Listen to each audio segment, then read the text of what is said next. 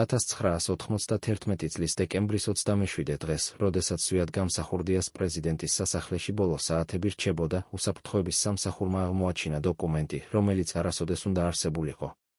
ეს იყო ჩანაწერი ედუარდ შევარდნაძესთან საიდუმლო შეხვედრების შესახებ, რომელიც ჩატარდა მოსკოვში 1991 წლის ნოემბერში, სწორედ მაშინ, როდესაც საბჭოთა კავშირი იშლებოდა. ამ დოკუმენტში იყო დეტალური გეგმა იმის შესახებ, თუ როგორ უნდა მოხდენილიყო გამსახურდიას ხელისუფლებიდან გადაყენება, ვინ უნდა ჩართულიყო ამ ოპერაციაში და რა როლი უნდა შეესრულებინა ყოფილ საბჭოთა ხელისუფლების წარმომადგენლებს. მაგრამ 27 დეკემბრის შემდეგ, როდესაც გამსახურდია იძულებული გახდა თბილისი დაეტოვებინა, ეს დოკუმენტი უკვალოდ გაქრა. ვინც აიღო იგი?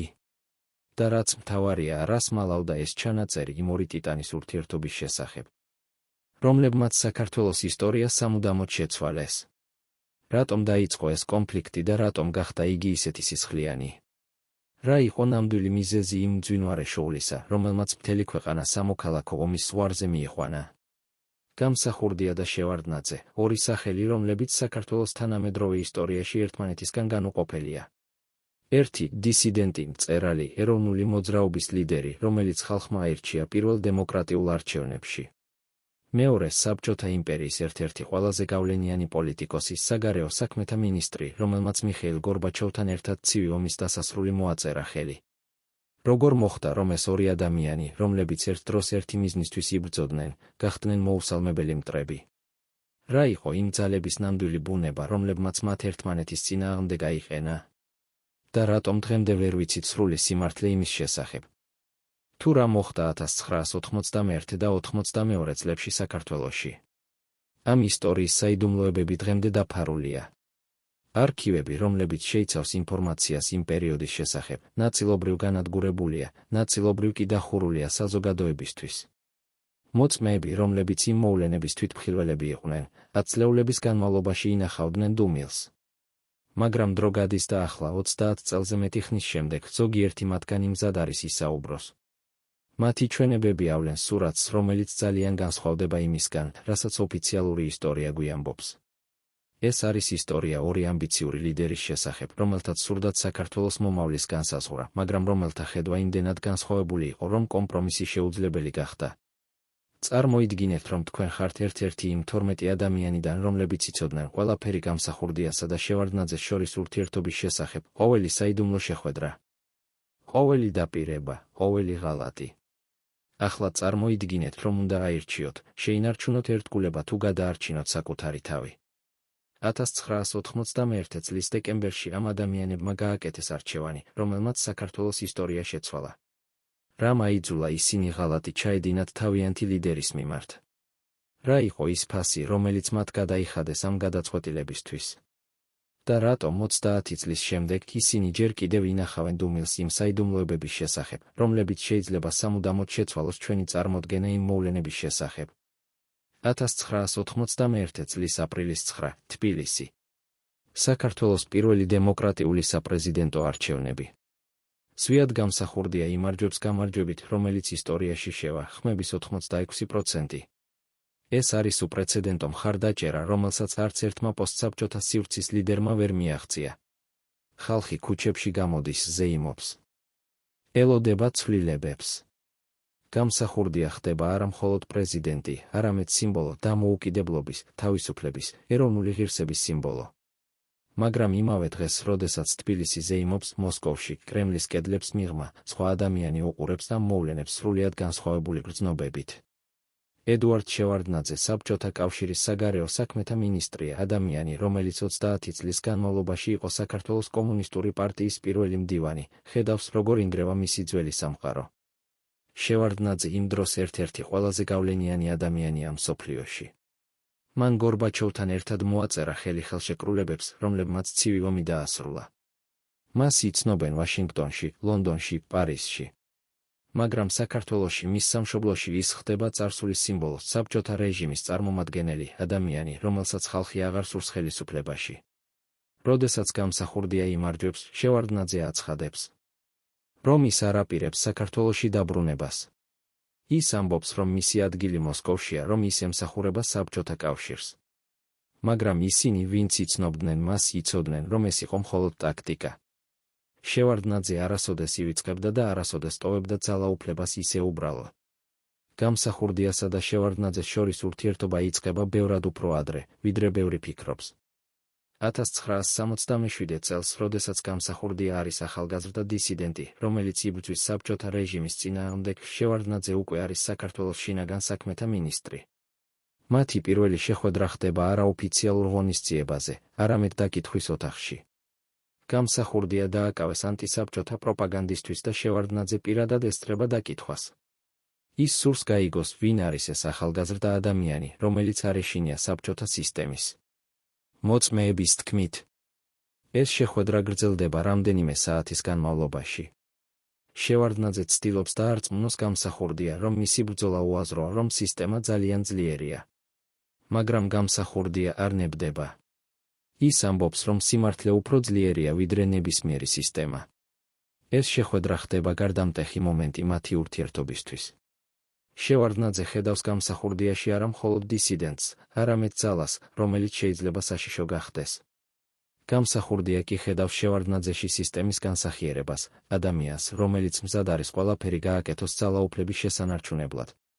ამ დღიდან მოყოლებული, მათი გზები განსხვავდება. გამსახურდია ხვდება ციხეში, სადაც ატარებს 6 წელს. შევარდნაძე კი აგრძელებს კარიერის აშენებას და 1969 წელს ხდება საქართველოს კომუნისტური პარტიის პირველი მდივანი. ის ხდება ერთ-ერთი ყველაზე ახალგაზრდა რესპუბლიკის ხელმძღვანელი საბჭოთა კავშირში და იწყებს რეფორმებს, რომლებიც მას ქმნიან რეპუტაციას როგორც პროგრესულ ლიდერს. მაგრამ რეფორმები, რომლებსაც შევარდნაძე ატარებს, არის ორმაგი. ერთი მხრივ ის ებრძვის კორუფციას, ცდილობს ეკონომიკის გაუმჯობესებას, ხსნის საქართველოს დასავლეთისთვის.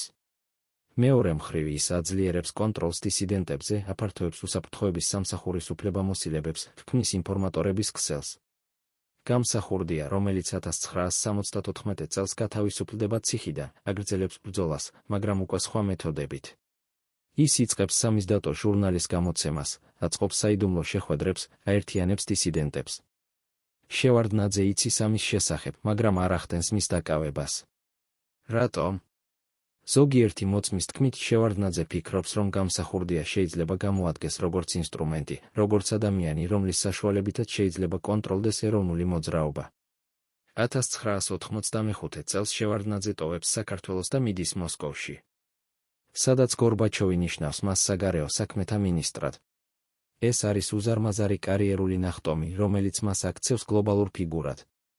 მაგრამ საქართველოში მის უკან იწყება პროცესები, რომლებსაც ის ვერ აკონტროლებს. ეროვნული მოძრაობა ძლიერდება, გამსახურდია ხდება მისი ერთ-ერთი ლიდერი.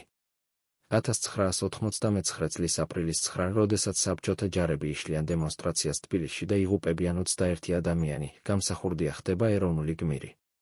ის არის ერთ-ერთი იმ ადამიანთაგანი, რომლებიც ხალხს მოუწოდებენ წინააღმდეგობისკენ. შევარდნაძე კი, რომელიც იმ დროს მოსკოვშია, ცდილობს დისტანცირებას ამ მოვლენებისგან, მაგრამ ბევრი საქართველოში მას ადანაშაულებს იმაში, რომ მან ვერ თავიდან აიცილა ტრაგედია. 1991 წლის დასაწყისში, როდესაც საბჭოთა კავშირი იშლება, შევარდნაძე იწყებს ფიქრს დაბრუნებაზე საქართველოში. მაგრამ ის ხედავს, რომ გამსახურდია უკვე არის ხალხის ფავორიტი, რომ მას აქვს უზარმაზარი მხარდაჭერა. შევარდნაძე იცის, რომ თუ ის ახლა დაბრუნდება, ის იქნება მხოლოდ ერთ-ერთი პოლიტიკოსი, არა ლიდერი. ამიტომ ის ელოდება. ის ელოდება შესაძლებლობას, ელოდება მომენტს, როდესაც გამსახურდია დააშავებს შეცდომას. და ეს მომენტი მალე მოდის. გამსახურდია, რომელიც ხდება პრეზიდენტი, იწყებს კონფლიქტებს ოპოზიციასთან, მედიასთან, ეთნიკურ უმცირესობებთან. მისი რიტორიკა ხდება უფრო რადიკალური, მისი გადაწყვეტილებები უფრო კონტროვერსიული. შევარდნაძე ყურადღებით აკვირდება ამ პროცესებს და ელოდება თავის შანსს. რა იყო ნამდვილი მიზეზი იმ კონფლიქტისა, რომელიც მალე დაიწყებოდა? იყო ეს მხოლოდ პოლიტიკური ამბიციები თუ რაღაც უფრო ღრმა? იყო ეს ბრძოლა ძალაუფლებისთვის თუ ბრძოლა საქართველოს მომავლისთვის? და რატომ, როდესაც ეს ბრძოლა დაიწყო, იგი გახდა ისეთი სისხლიანი და დამანგრეველი? 1991 წლის აგვისტოს 19, მოსკოვი. ხდება სახელმწიფო გადატრიალება, რომელიც ცდილობს გორბაჩოვის დამხობას და საბჭოთა კავშირის შენარჩუნებას. შევარდნაძე იმ დროს უკვე არ არის საგარეო საქმეთა მინისტრი, მან თანამდებობა დატოვა 6 თვით ადრე, გააფრთხილა გორბაჩოვი დიქტატურის საფრთხის შესახებ. როდესაც გადატრიალება ხდება, შევარდნაძე არის თავისი ბინისტყვე, გარშემორტყმული უსაფრთხოების სამსახურის აგენტებით. მაგრამ გადატრიალება ჩაიშლება 3 დღის შემდეგ და შევარდნაძე გადარჩება. ეს მომენტი ხდება გარდამტეხი მისთვის. ის აცნობიერებს, რომ საბჭოთა კავშირი მთავრდება, რომ მისი კარიერა მოსკოვში დასრულებულია. ახლა მას სჭირდება ახალი როლი, ახალი სცენა. და ეს სცენა არის საქართველო. მაგრამ საქართველოში უკვე არის პრეზიდენტი, ზვიად გამსახურდია. და გამსახურდია არ აპირებს ძალაუფლების გაზიარებას. უფრო მეტიც, ის ხედავს შევარდნაძეში საფრთხეს. 1991 წლის სექტემბერში ერთ-ერთ ინტერვიუში გამსახურდია აცხადებს, რომ შევარდნაძე არის საბჭოთა რეჟიმის წარმომადგენელი. რომ მას არ აქვს ადგილი დამოუკიდებელ საქართველოში. ეს განცხადება ხდება პირველი საჯარო კონფრონტაცია მათ შორის. შევარდნაძე პასუხობს ინტერვიუთი დასავლურ მედიაში, სადაც ამბობს, რომ გამსახურდია არის ავტორიტარული ლიდერი, რომელიც არღვევს დემოკრატიულ პრინციპებს. ეს არის დაწყება იმ საჯარო ომისა, რომელიც მალე გადაიზრდება რეალურ კონფლიქტში. 1991 წლის შემოდგომა არის პერიოდი, როდესაც საქართველო ხდება კრიზისში. სამხრეთ ოსეთში იწყება შეიარაღებული კონფლიქტი, აფხაზეთში იზრდება სეპარატისტული განწყობები, ეკონომიკა იშლება, ხალხი კარგავს რწმენას ხელისუფლებაში. გამსახურდია ცდილობს კონტროლის შენარჩუნებას, მაგრამ მისი მეთოდები ხდება უფრო რეპრესიული. ის ხურავს ოპოზიციურ ტელეარხებს, აკავებს ჟურნალისტებს, ადანაშაულებს თავის კრიტიკოსებს ღალატში. ეს ქმნის ატმოსფეროს, სადაც ოპოზიცია ძლიერდება და იწყებს ორგანიზებას. და ამ ოპოზიციის ჩრდილში დგას ედუარდ შევარდნაძე, რომელიც ჯერ კიდევ არ არის დაბრუნებული საქართველოში, მაგრამ რომლის გავლენა იზრდება. 1991 წლის ნოემბერში ხდება მოვლენა, რომელიც ბევრს მიაჩნია გარდამტეხად. თბილისში ტარდება ოპოზიციის მიტინგი, სადაც მონაწილეობს 10,000-ობით ადამიანი. მიტინგის ლიდერები მოითხოვენ გამსახურდიას გადადგომას, ადანაშაულებენ მას ავტორიტარიზმში და კორუფციაში. გამსახურდია პასუხობს ძალით, პოლიცია იშლის მიტინგს, ხდება დაკავებები. მაგრამ ეს მხოლოდ აძლიერებს ოპოზიციას. 1991 წლის დეკემბრის დასაწყისში თბილისში იწყება შეიარაღებული დაპირისპირება. ოპოზიციური ჯგუფები, რომლებსაც ხელმძღვანელობენ ყოფილი პრემიერ-მინისტრი ტენგიზ კიტოვანი და ყოფილი თავდაცვის მინისტრი ტენგიზ სიგუა, იკავებენ სამთავრობო შენობებს და მოითხოვენ გამსახურდიას გადადგომას. ეს არის დაწყება იმ მოვლენებისა, რომლებიც ისტორიაში შევა როგორც თბილისის ომი. ქალაქი იყოფა ორ ნაწილად, ერთი მხარს უჭერს გამსახურდიას. მეორე, ოპოზიციას. ქუჩებში ისმის სროლა, შენობები იწვის, ხალხი იღუპება. გამსახურდია ბარიკადირებულია პრეზიდენტის სასახლეში, გარშემორტყმული თავისი ერთგული მხარდამჭერებით. ის აცხადებს, რომ ეს არის გადატრიალება, რომელსაც აფინანსებს მოსკოვი და რომელსაც ხელმძღვანელობს შევარდნაძე. მაგრამ შევარდნაძე ჯერ კიდევ არ არის საქართველოში. ის არის მოსკოვში და აკვირდება მოვლენებს. მაგრამ მისი ადამიანები, ისინი, ვინც მას ერთგული რჩება 10 წლეულების განმავლობაში, არიან თბილისში და მონაწილეობენ ამ მოვლენებში. ვინ იყვნენ ეს ადამიანები? რა როლი ითამაშეს მათ ამ კონფლიქტში? და რატომ, როდესაც ყველაფერი დასრულდა, ისინი დუმდნენ იმის შესახებ, თუ რა მოხდა ნამდვილად? 1992 წლის იანვრის 6, თბილისი. თბილისის ომი გრძელდება უკვე თითქმის თვის განმავლობაში. ქალაქი განადგურებულია, ასობით ადამიანი დაღუპულია, ათასობით დაშავებულია. გამსახურდია ჯერ კიდევ არის პრეზიდენტის სასახლეში. მაგრამ მისი პოზიცია სულ უფრო სუსტდება. ოპოზიციურმა ძალებმა, რომლებსაც ახლა უერთდებიან სხვადასხვა შეიარაღებული ჯგუფები, მათ შორის კრიმინალური ავტორიტეტები, აკონტროლებენ ქალაქის უმეტეს ნაწილს. გამსახურდიას რჩება მხოლოდ რამდენიმე შენობა ცენტრში. მაგრამ ის არ აპირებს დანებებას. ის აცხადებს, რომ ის არის ლეგიტიმური პრეზიდენტი, რომ ის არჩეულია ხალხის მიერ და რომ ის დარჩება თავის პოსტზე სიკვდილამდე. იმავე დღეს, იანვრის მე-6, ედუარდ შევარდნაძე აკეთებს განცხადებას მოსკოვიდან. ის ამბობს, რომ საქართველო არის სამოქალაქო ომის ზღვარზე, რომ გამსახურდიამ დაკარგა ხალხის ნდობა და რომ ის უნდა გადადგეს. ეს არის პირველი ღია მოწოდება გამსახურდიას გადადგომისკენ შევარდნაძის მხრიდან. მაგრამ ეს არის მხოლოდ საჯარო განცხადება. კულისებს მიღმა, შევარდნაძე უკვე მუშაობს იმაზე, რომ დაბრუნდეს საქართველოში და დაიკავოს ცარიელი ადგილი. რომელიც დარჩება გამსახურდიას წასვლის შემდეგ. მისი ადამიანები თბილისში აწყობენ შეხვედრებებს ოპოზიციის ლიდერებთან, აფინანსებენ შეიარაღებულ ჯგუფებს, ამზადებენ გრუნტს მისი დაბრუნებისთვის. 1992 წლის იანვრის 6 ღამით გამსახურდია იღებს გადაწყვეტილებას, რომელიც შეცვლის ყველაფერს.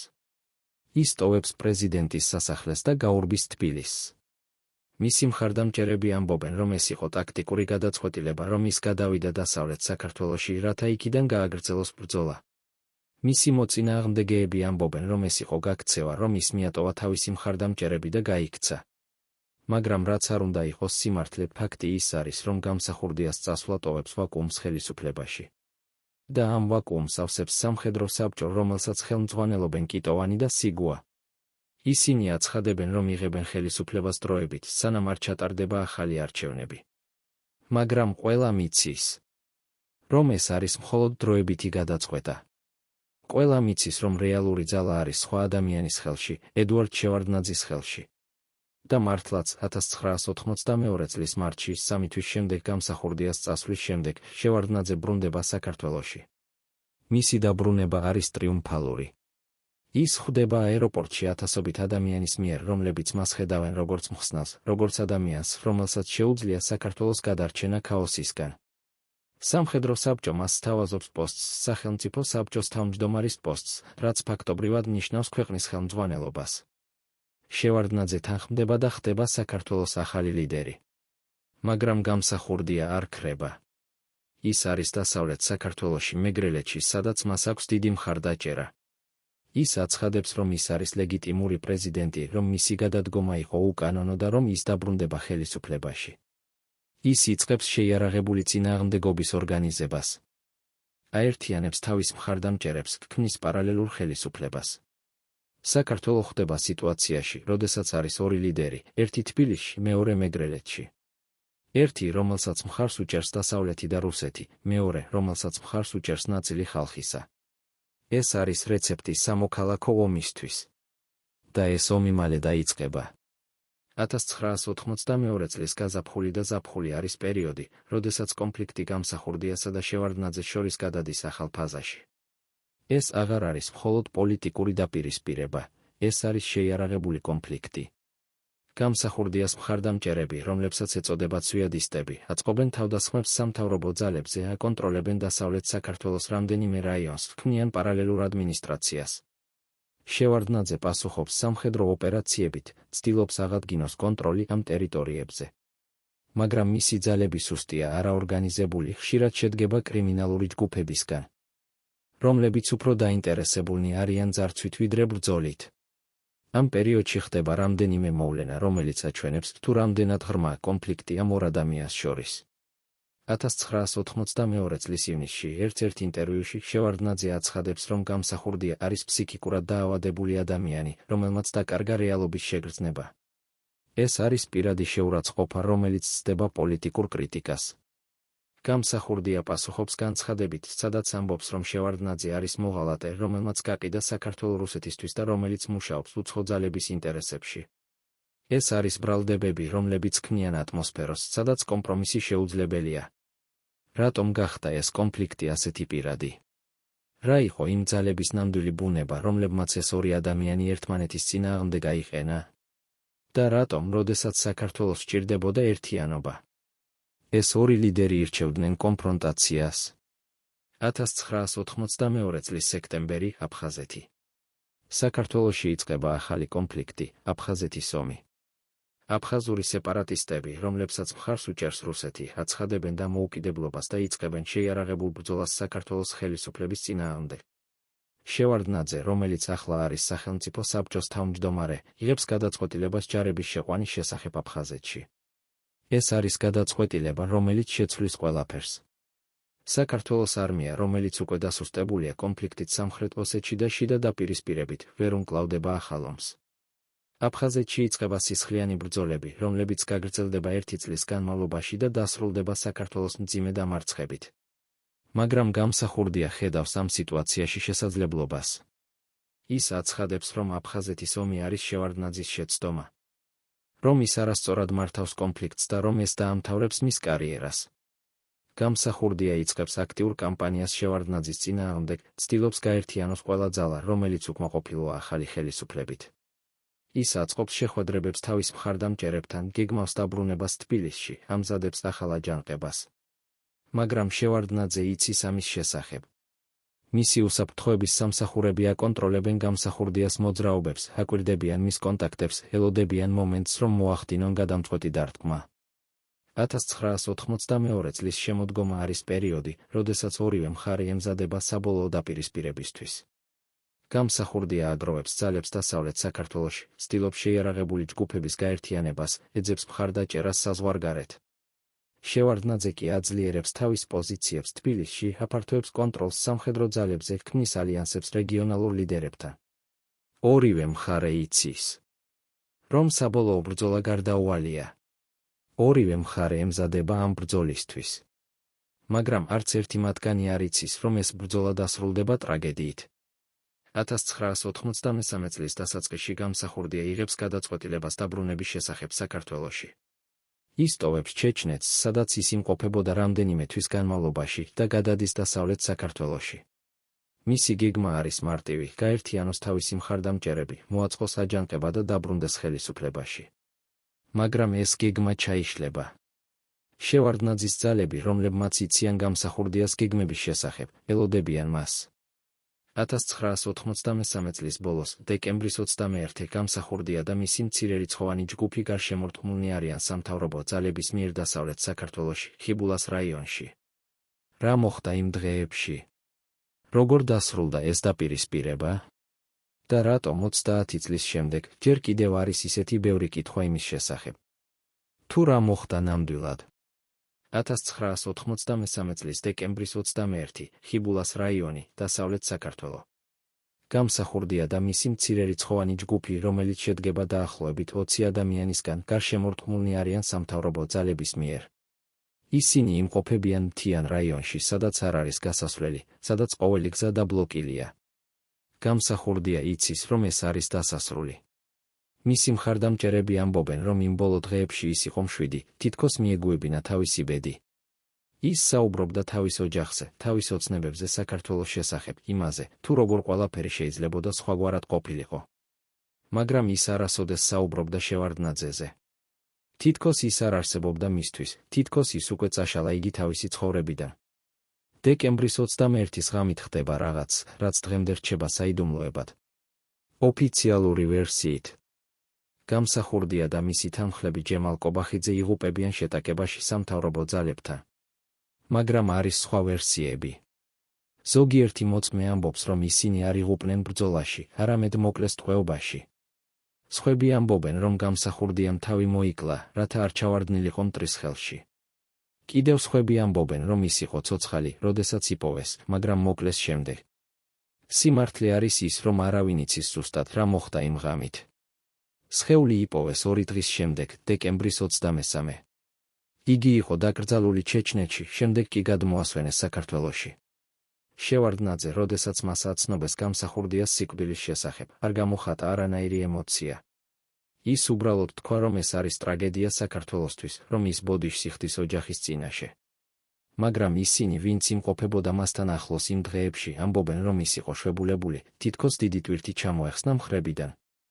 გამსახურდიას სიკვდილი ნიშნავდა, რომ შევარდნაძეს აღარ ჰყავდა კონკურენტი, რომ ის ახლა იყო უდაო ლიდერი საქართველოში. მაგრამ ეს ასევე ნიშნავდა, რომ ის ახლა ატარებდა პასუხისმგებლობას იმ ყველაფრისთვის, რაც მოხდა. გამსახურდიას სიკვდილის შემდეგ საქართველო არ მშვიდდება. მისი მხარდამჭერები აგრძელებენ წინააღმდეგობას, ქმნიან პარტიზანულ ჯგუფებს, აწყობენ თავდასხმებს. დასავლეთ საქართველო რჩება არასტაბილურ მდგომარეობაში რამდენიმე წლის განმავლობაში. შევარდნაძე ცდილობს კონტროლის დამყარებას, მაგრამ მისი მეთოდები ხშირად არის რეპრესიული.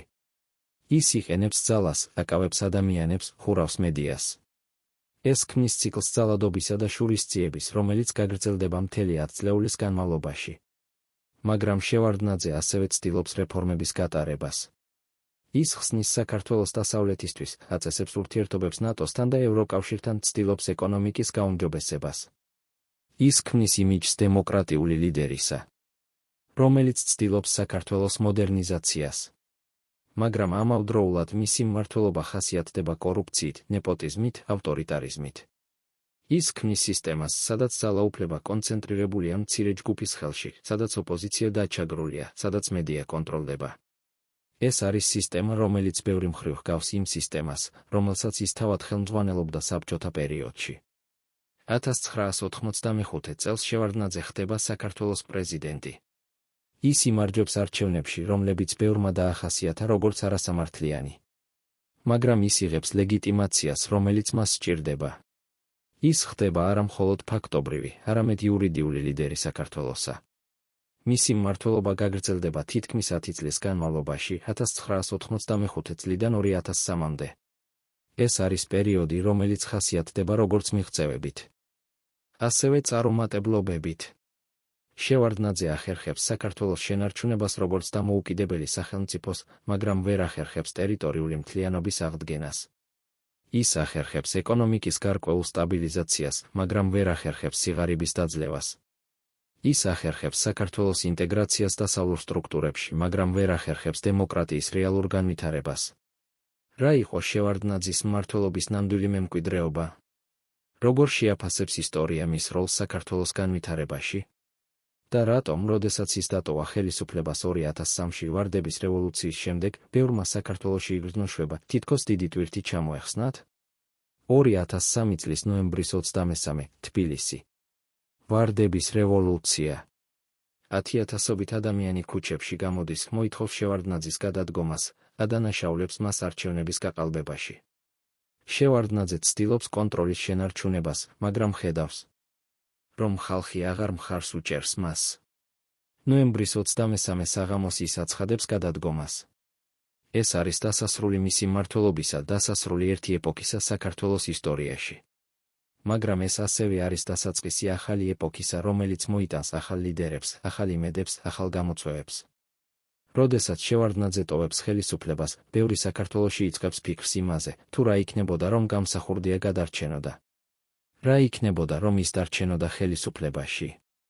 რა იქნებოდა, რომ ის და შევარდნაძე ეძებდნენ კომპრომისს, ნაცვლად კონფრონტაციისა?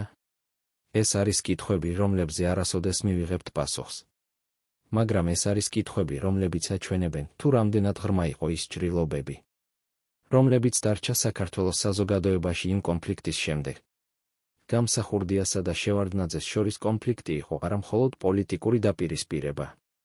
ეს იყო დაპირისპირება ორ ხედვას შორის საქართველოს მომავლის შესახებ. გამსახურდია წარმოადგენდა ეროვნულ პატრიოტულ ხედვას, რომელიც აქცენტს აკეთებდა დამოუკიდებლობაზე, ეროვნულ იდენტობაზე, წინააღმდეგობაზე უცხო გავლენის მიმართ. შევარდნაძე წარმოადგენდა პრაგმატულ ხედვას, რომელიც აქცენტს აკეთებდა სტაბილურობაზე, ეკონომიკურ განვითარებაზე, ინტეგრაციაზე საერთაშორისო სტრუქტურებში. ორივე ხედვას ჰქონდა თავისი დადებითი და უარყოფითი მხარეები. ორივე ხედვას ჰქონდა თავისი მხარდამჭერები და მოწინააღმდეგეები. მაგრამ ამ ორ ხედვას შორის დიალოგი არასოდეს მოხდა. ნაცვლად ამისა მოხდა კონფრონტაცია, რომელმაც გამოიწვია ძალადობა, სიკვდილი, განადგურება. დღეს 30 წელზე მეტი ხნის შემდეგ იმ მოვლენებიდან საქართველოს ჯერ კიდევ ცდილობს გაიგოს, რა მოხდა. ჯერ კიდევ არის ადამიანები, რომლებიც იცავენ გამსახურდიას მემკვიდრეობას, რომლებიც მას ხედავენ როგორც გმირს, რომელიც იბრძოდა საქართველოს დამოუკიდებლობისთვის. ჯერ კიდევ არის ადამიანები, რომლებიც იცავენ შევარდნაძის მემკვიდრეობას, რომლებიც მას ხედავენ როგორც ლიდერს, რომელმაც გადაარჩინა საქართველო ქაოსისგან. მაგრამ ასევე არის ბევრი ადამიანი, რომლებიც ფიქრობენ, რომ ორივე მათგანი იყო პასუხისმგებელი იმ ტრაგედიაზე, რომელიც მოხდა, რომ ორივე მათგანმა დააყენა პირადი ამბიციები ქვეყნის ინტერესებზე მაღლა. რა არის სიმართლე?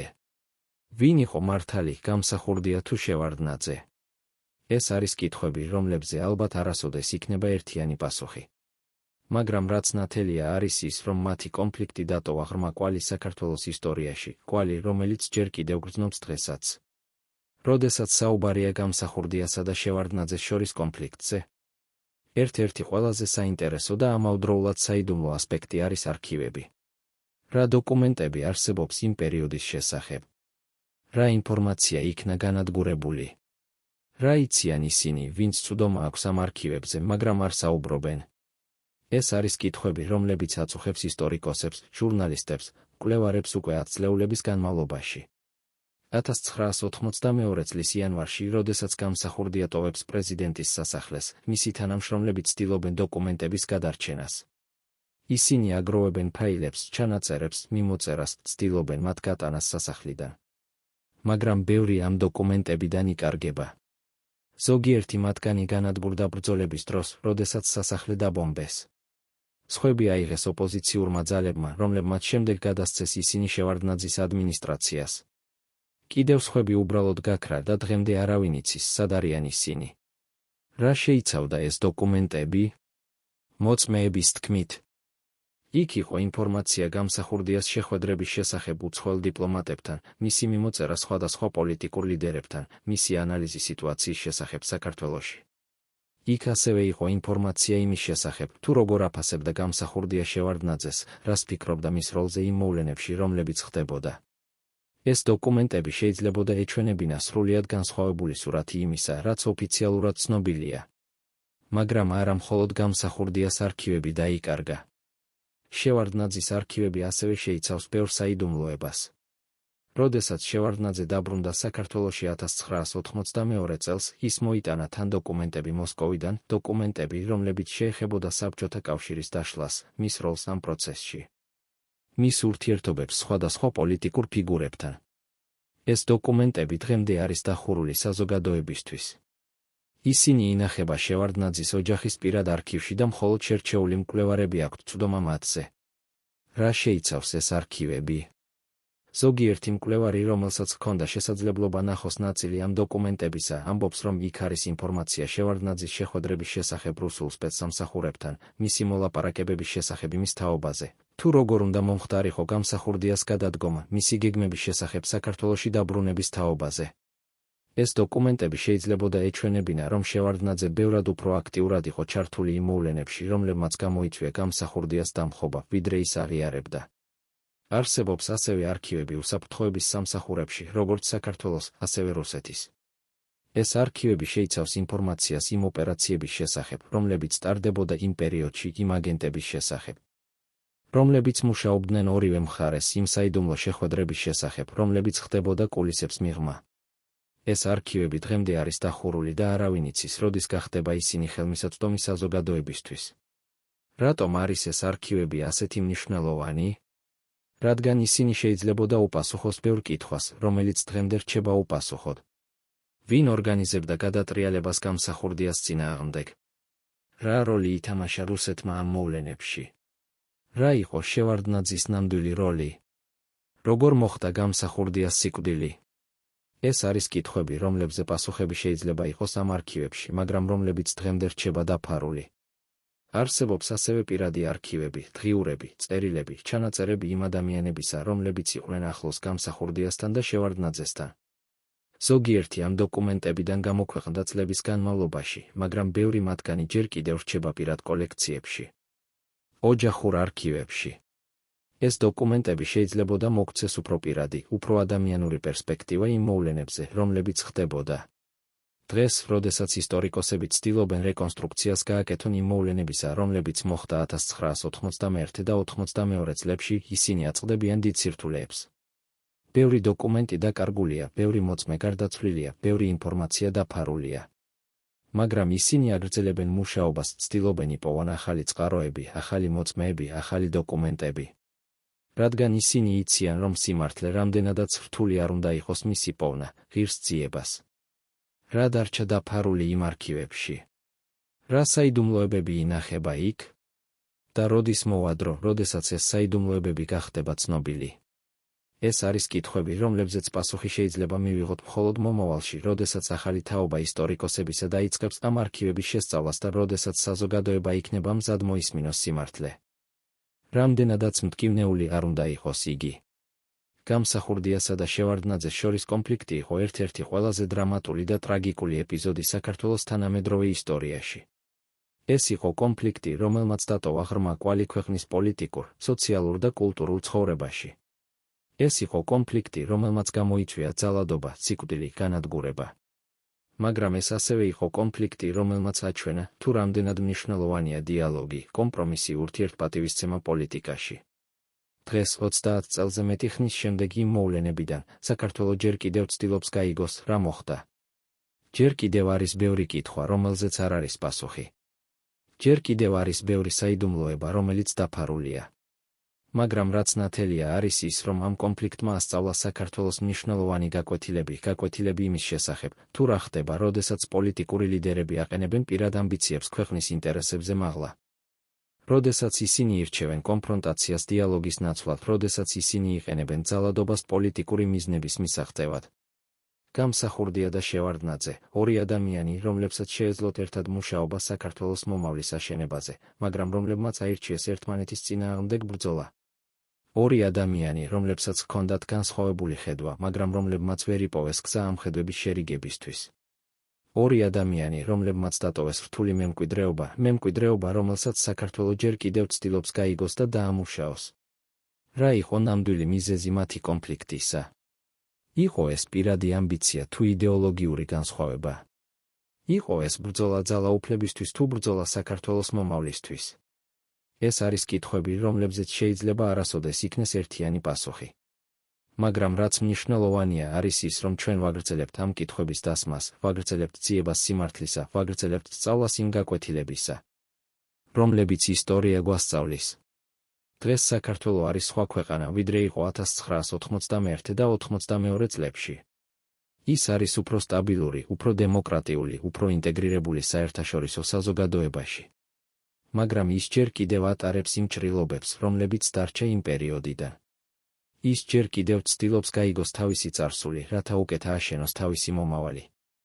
გამსახურდიასა და შევარდნაძეს შორის კონფლიქტი არის ნაწილი ამ წარსულისა, ნაწილი, რომელიც არ უნდა დაივიწყოს, არამედ უნდა გაიგოს, უნდა შეისწავლოს, უნდა გამოიყენოს როგორც გაკვეთილი მომავლისთვის.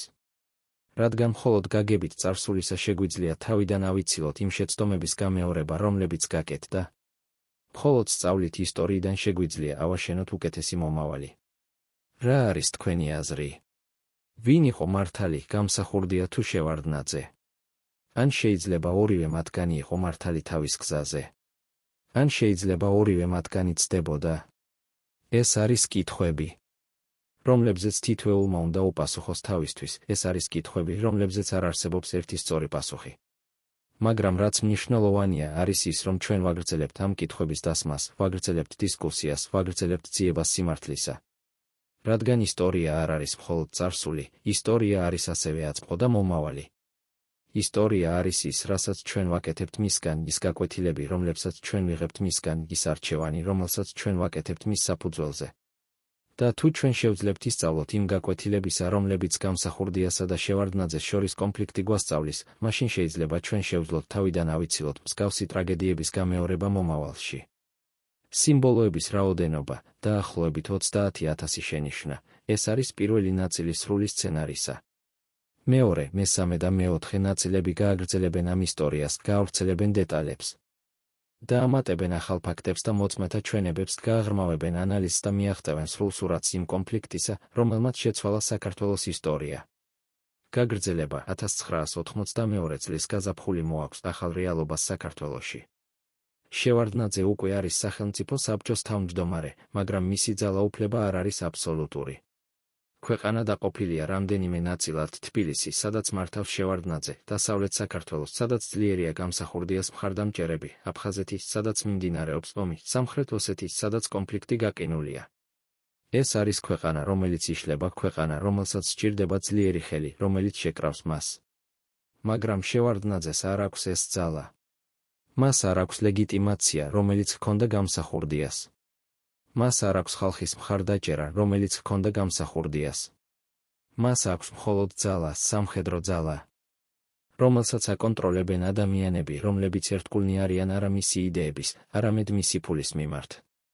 ამ პერიოდში იწყება პროცესი, რომელიც შეცვლის საქართველოს პოლიტიკურ ლანდშაფტს მომდევნო 10 წლეულების განმავლობაში. შევარდნაძე იწყებს ალიანსების შექმნას არა პოლიტიკურ პარტიებთან, არამედ რეგიონალურ ლიდერებთან, კრიმინალურ ავტორიტეტებთან, შეიარაღებულ ჯგუფებთან. ეს არის ალიანსები, რომლებიც დაფუძნებულია არა იდეოლოგიაზე, არამედ ინტერესებზე, ფინანსურ ინტერესებზე, ძალაუფლების ინტერესებზე. შევარდნაძე იძლევა ამ ადამიანებს კონტროლს ტერიტორიებზე, ბიზნესზე, რესურსებზე. ისინი კი იძლევიან მას მხარდაჭერას, ლოიალობას, ძალას. ეს არის სისტემა, რომელიც მუშაობს მოკლევადიან პერსპექტივაში, მაგრამ რომელიც ქმნის პრობლემებს გრძელვადიან პერსპექტივაში. ერთ-ერთი ყველაზე კონტროვერსიული ფიგურა ამ პერიოდში არის ჯაბა იოსელიანი, მხედრიონის ლიდერი. იოსელიანი არის ყოფილი მსახიობი, რომელიც 1991 წელს ქმნის შეიარაღებულ ფორმირებას, რომელიც თავდაპირველად იბრძვის საქართველოს დამოუკიდებლობისთვის. მაგრამ 1992 წელს იოსელიანი ხდება ერთ-ერთი მთავარი ძალა გამსახურდიას დამხობაში. მისი ჯგუფები მონაწილეობენ თბილისის ომში, აკონტროლებენ ქალაქის ნაწილებს, ახდენენ ძარცვას, ძალადობას. შევარდნაძე, როდესაც ბრუნდება საქართველოში, აკეთებს გარიგებას იოსელიანთან. ის აძლევს მას ლეგიტიმაციას, აძლევს მას პოზიციას ახალ ხელისუფლებაში. იოსელიანი კი აძლევს მას მხარდაჭერას, აძლევს მას ძალას. მაგრამ ეს გარიგება აქვს თავისი ფასი. იოსელიანი და მისი ჯგუფები ხდებიან სახელმწიფოში სახელმწიფო. ისინი აკონტროლებენ ბიზნესს, აკონტროლებენ კონტრაბანდას, აკონტროლებენ ძალადობას. ისინი არიან უხილავი ხელისუფლება, რომელიც მუშაობს კულისებს მიღმა. შევარდნაძე ცდილობს მათ კონტროლს, მაგრამ ხედავს, რომ ისინი ძალიან ძლიერნი არიან. ის ხედავს, რომ თუ ის შეეცდება მათ დამარცხებას, ისინი შეიძლება შეეცადონ მისი დამარცხებას. ამიტომ ის ირჩევს კომპრომისს, ის ტოლერანტობს მათ აქტივობებს, სანამ ისინი არ ემუქრებიან მის ძალაუფლებას. ეს სისტემა ქმნის ატმოსფეროს, სადაც კორუფცია ხდება ნორმა, სადაც კანონი არ მუშაობს, სადაც ძალადობა არის ინსტრუმენტი პოლიტიკური მიზნების მისაღწევად. ეს არის სისტემა, რომელიც ბევრი მხრივ ჰგავს იმ სისტემას, რომელიც არსებობდა საბჭოთა პერიოდში, მაგრამ რომელიც ახლა მუშაობს ახალ პირობებში, ახალი სახელებით, ახალი ფასადებით. და ეს არის სისტემა, რომელსაც გამსახურდიას მხარდამჭერები ხედავენ როგორც ღალატს იმ იდეალების მიმართ, რომლებისთვისაც ისინი იბრძოდნენ. გამსახურდია, რომელიც იმყოფება დასავლეთ საქართველოში, აკვირდება ამ პროცესებს და გრძნობს, რომ მისი შანსი დაბრუნებისთვის მცირდება. ის ხედავს, რომ შევარდნაძე აძლიერებს თავის პოზიციებს, რომ ის ქმნის ალიანსებს, რომ ის იღებს მხარდაჭერას დასავლეთისგან. მაგრამ გამსახურდია არ ნებდება. ის აგრძელებს ბრძოლას. აგრძელებს ორგანიზებას, აგრძელებს იმედს, რომ ერთ დღეს ის დაბრუნდება თბილისში როგორც ლეგიტიმური პრეზიდენტი. ეს იმედი არის ის, რაც აცოცხლებს მას, რაც აძლევს მას ძალას გააგრძელოს ბრძოლა. მაგრამ ეს იმედი ასევე არის ის, რაც ბრმავს მას, რაც არ აძლევს მას საშუალებას დაინახოს რეალობა, რეალობა, რომელიც არის ის, რომ მისი დრო გავიდა, რომ ისტორია წავიდა წინ, რომ საქართველო აღარ არის ის ქვეყანა, რომელიც იყო 1991 წელს. რატომ არ შეეძლო გამსახურდიას მიეღო ეს რეალობა? რატომ არ შეეძლო მას დაეტოვებინა ბრძოლა და დაეწყო ახალი ცხოვრება? რა იყო ის ძალა, რომელიც აიძულებდა მას გაეგრძელებინა ბრძოლა, მიუხედავად იმისა, რომ ყველა ნიშანი მიუთითებდა იმაზე, რომ ეს ბრძოლა იყო წაგებული? 1992 წლის ზაფხული მოაქვს ახალ გამოწვევებს შევარდნაძისთვის. აფხაზეთის ომი ინტენსიფიცირდება, საქართველოს ჯარები კარგავენ პოზიციებს. ათასობით ადამიანი ხდება ლტოლვილი. შევარდნაძე ცდილობს მოლაპარაკებებს აფხაზურ მხარესთან, მაგრამ ეს მოლაპარაკებები არ იძლევა შედეგს. ის ცდილობს მხარდაჭერის მოპოვებას რუსეთისგან, მაგრამ რუსეთი თამაშობს ორმაგ თამაშს, ოფიციალურად მხარს უჭერს საქართველოს ტერიტორიულ მთლიანობას, მაგრამ არაოფიციალურად აწვდის იარაღს და მხარდაჭერას აფხაზურ სეპარატისტებს. შევარდნაძე ხვდება, რომ ის თამაშობს თამაშს, რომელშიც წესები არ არის მისი სასარგებლო. ამ პერიოდში შევარდნაძე იღებს გადაწყვეტილებას, რომელიც შეცვლის მის ურთიერთობებს რუსეთთან. ის თანხმდება, რომ საქართველო შევაცდში, დამოუკიდებელ სახელმწიფოთა თანამეგობრობაში, რომელიც არის ყოფილი საბჭოთა რესპუბლიკების ორგანიზაცია, რომელსაც ხელმძღვანელობს რუსეთი. ეს გადაწყვეტილება არის კომპრომისი. შევარდნაძე იღებს რუსეთის მხარდაჭერას აფხაზეთის კონფლიქტში, მაგრამ იძლევა რუსეთს გავლენას საქართველოზე. ეს გადაწყვეტილება იწვევს კრიტიკას როგორც საქართველოში, ასევე დასავლეთში. ბევრი ამბობს, რომ შევარდნაძემ გაყიდა საქართველოს დამოუკიდებლობა რუსეთისთვის. შევარდნაძე პასუხობს, რომ ეს იყო ერთადერთი გზა საქართველოს გადასარჩენად, რომ ალტერნატივა იყო სრული განადგურება. მაგრამ გამსახურდიას მხარდამჭერები ხედავენ ამ გადაწყვეტილებაში დადასტურებას მათი ბრალდებებისა, რომ შევარდნაძე არის რუსეთის აგენტი, რომ ის მუშაობს რუსეთის ინტერესებში, რომ ის ღალატობს საქართველოს. ისინი იყენებენ ამ გადაწყვეტილებას თავიანთ პროპაგანდაში, ცდილობენ გაზარდო მხარდაჭერა გამსახურდიასთვის. მაგრამ ეს პროპაგანდა არ იძლევა იმ შედეგს, რომელსაც ისინი ელოდებიან. ხალხი დაღლილია ომით, დაღლილია ქაოსით, დაღლილია გაურკვევლობით. ხალხს სურს სტაბილურობა, სურს მშვიდობა, სურს ნორმალური ცხოვრება. და შევარდნაძე, მიუხედავად ყველა მისი ნაკლისა, გვთავაზობს ამ სტაბილურობას, ამ მშვიდობას, ამ ნორმალურობას. 1992 წლის შემოდგომა არის პერიოდი, როდესაც გამსახურდია იწყებს გაგებას, რომ მისი შანსები დაბრუნებისთვის მცირდება. ის ხედავს, რომ შევარდნაძე აძლიერებს თავის პოზიციებს, რომ ის იღებს აღიარებას საერთაშორისო საზოგადოებისგან, რომ ის ქმნის სტრუქტურებს, რომლებიც უზრუნველყოფენ მის ძალაუფლებას. გამსახურდია ხვდება, რომ თუ ის არ მოახდენს რაღაც დრამატულს, მისი საქმე წაგებულია. ამიტომ ის იწყებს გეგმას ახალი აჯანყებისა, რომელიც უნდა იყოს უფრო ორგანიზებული, უფრო ძლიერი, უფრო წარმატებული ვიდრე წინა მცდელობები. მაგრამ ამ გეგმის განხორციელებისთვის გამსახურდიას სჭირდება რესურსები, იარაღი, ფული, ადამიანები. ის იწყებს ძიებას მხარდაჭერისა საზღვარგარეთ. ის მიმართავს ჩეჩნეთის ლიდერს ჯოხარ დუდაევს, რომელიც თავადაც იბრძვის რუსეთის წინააღმდეგ. დუდაევი თანხმდება დაეხმაროს გამსახურდიას, აძლევს მას თავშესაფარს ჩეჩნეთში, აძლევს მას იარაღს და მხარდაჭერას. ეს ალიანსი ხდება გადამწყვეტი გამსახურდიასთვის, ის აძლევს მას იმედს, რომ ის შეძლებს დაბრუნებას. რომ ის შეძლებს ბრძოლის გაგრძელებას. მაგრამ ეს ალიანსი ასევე ხდება პრობლემა. შევარდნაძე იყენებს ამ ალიანსს თავის პროპაგანდაში, ამბობს, რომ გამსახურდია არის ტერორისტი, რომელიც თანამშრომლობს სხვა ტერორისტებთან, რომ ის არის საფრთხე საქართველოსთვის. ეს პროპაგანდა მუშაობს, ბევრი ადამიანი საქართველოში იწყებს ხედვას გამსახურდიას როგორც რადიკალს, როგორც ექსტრემისტს, როგორც ადამიანს, რომელიც არ ჯდება ნორმალურ პოლიტიკურ სისტემაში. ეს ხედვა აძლიერებს შევარდნაძის პოზიციას და ასუსტებს გამსახურდიას პოზიციას. როგორ მოხდა, რომ გამსახურდია, რომელიც ერთ დროს იყო ეროვნული გმირი, გახდა იზოლირებული ფიგურა?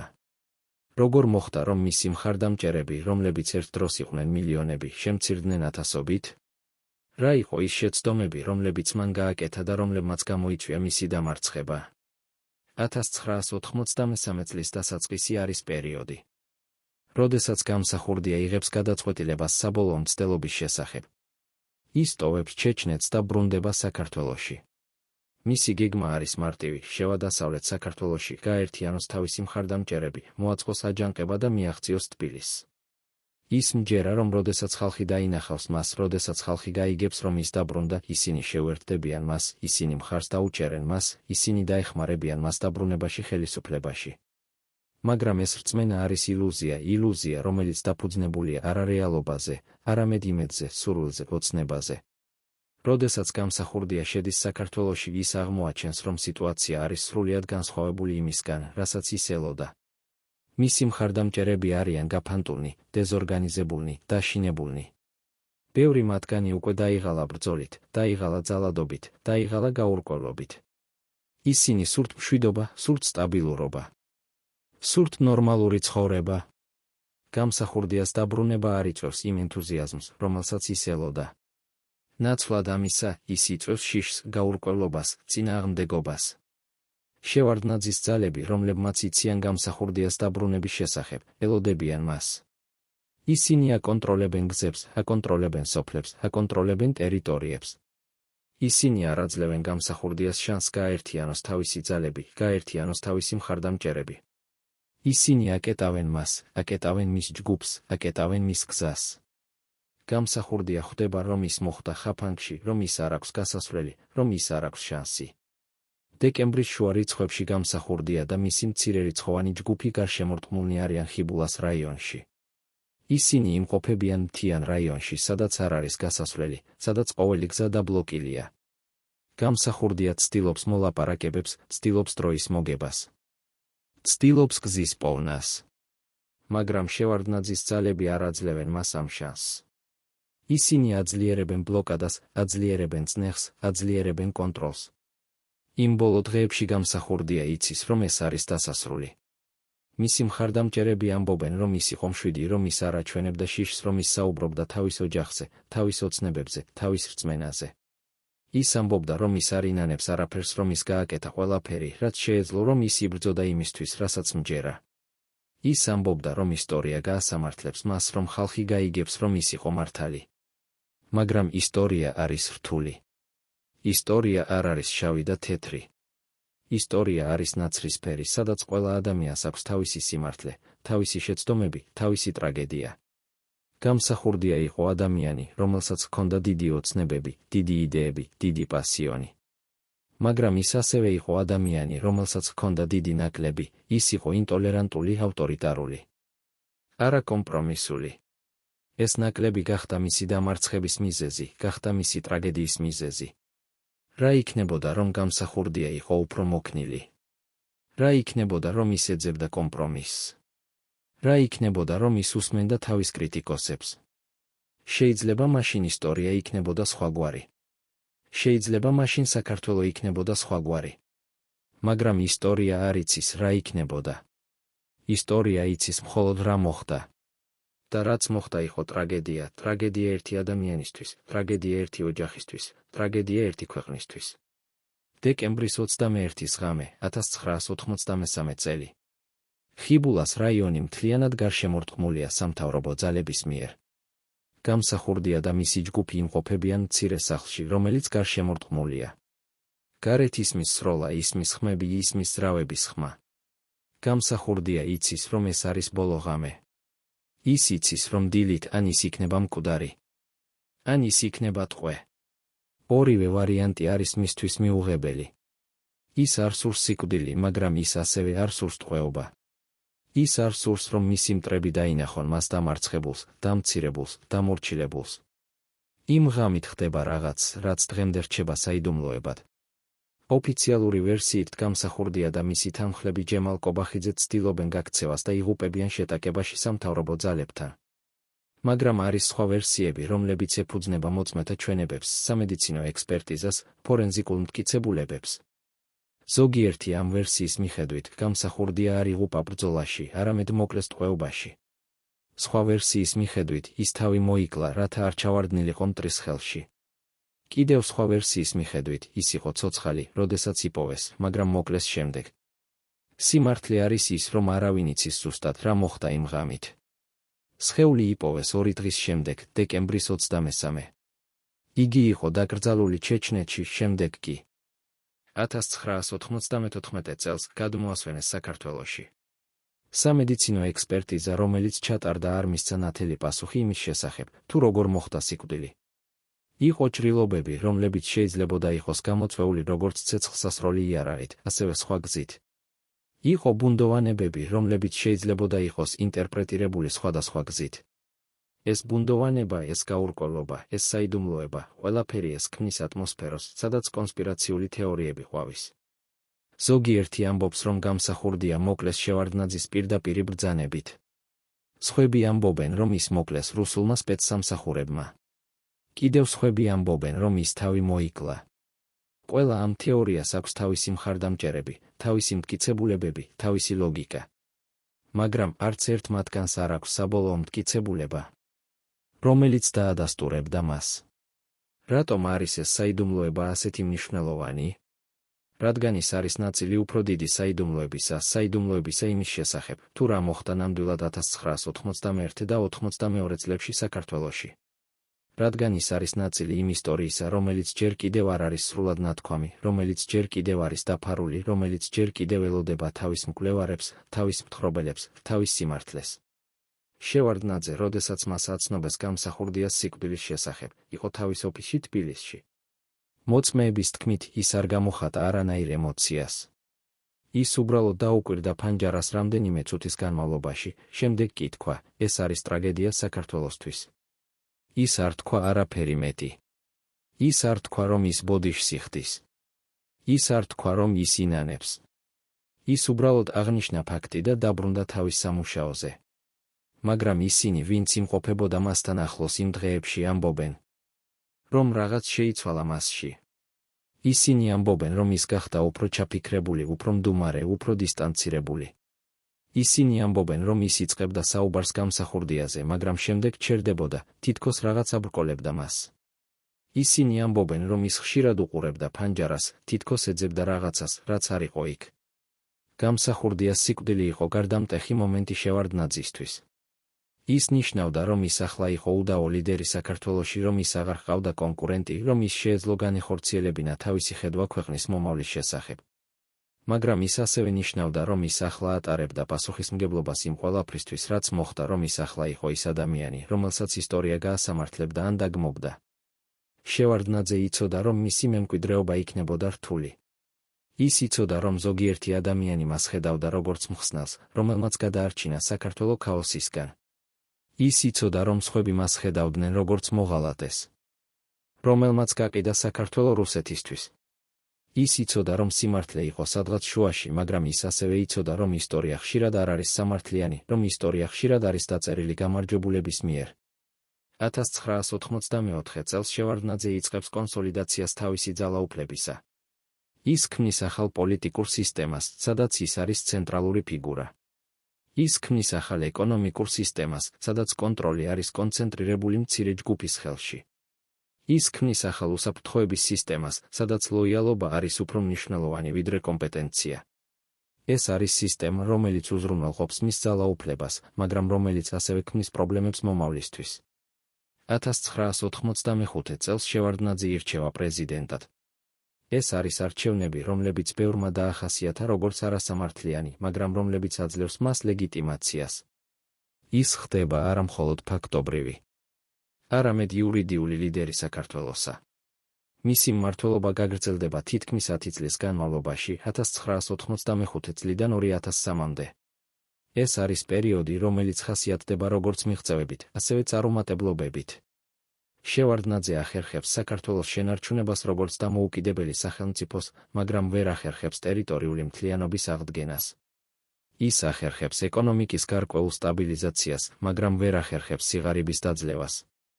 ის ახერხებს საქართველოს ინტეგრაციას დასავლურ სტრუქტურებში, მაგრამ ვერ ახერხებს დემოკრატიის რეალურ განვითარებას. მისი მმართველობა ხასიათდება კორუფციით, ნეპოტიზმით, ავტორიტარიზმით. ეს არის სისტემა, რომელიც ბევრი მხრივ ჰგავს იმ სისტემას, რომელიც არსებობდა საბჭოთა პერიოდში.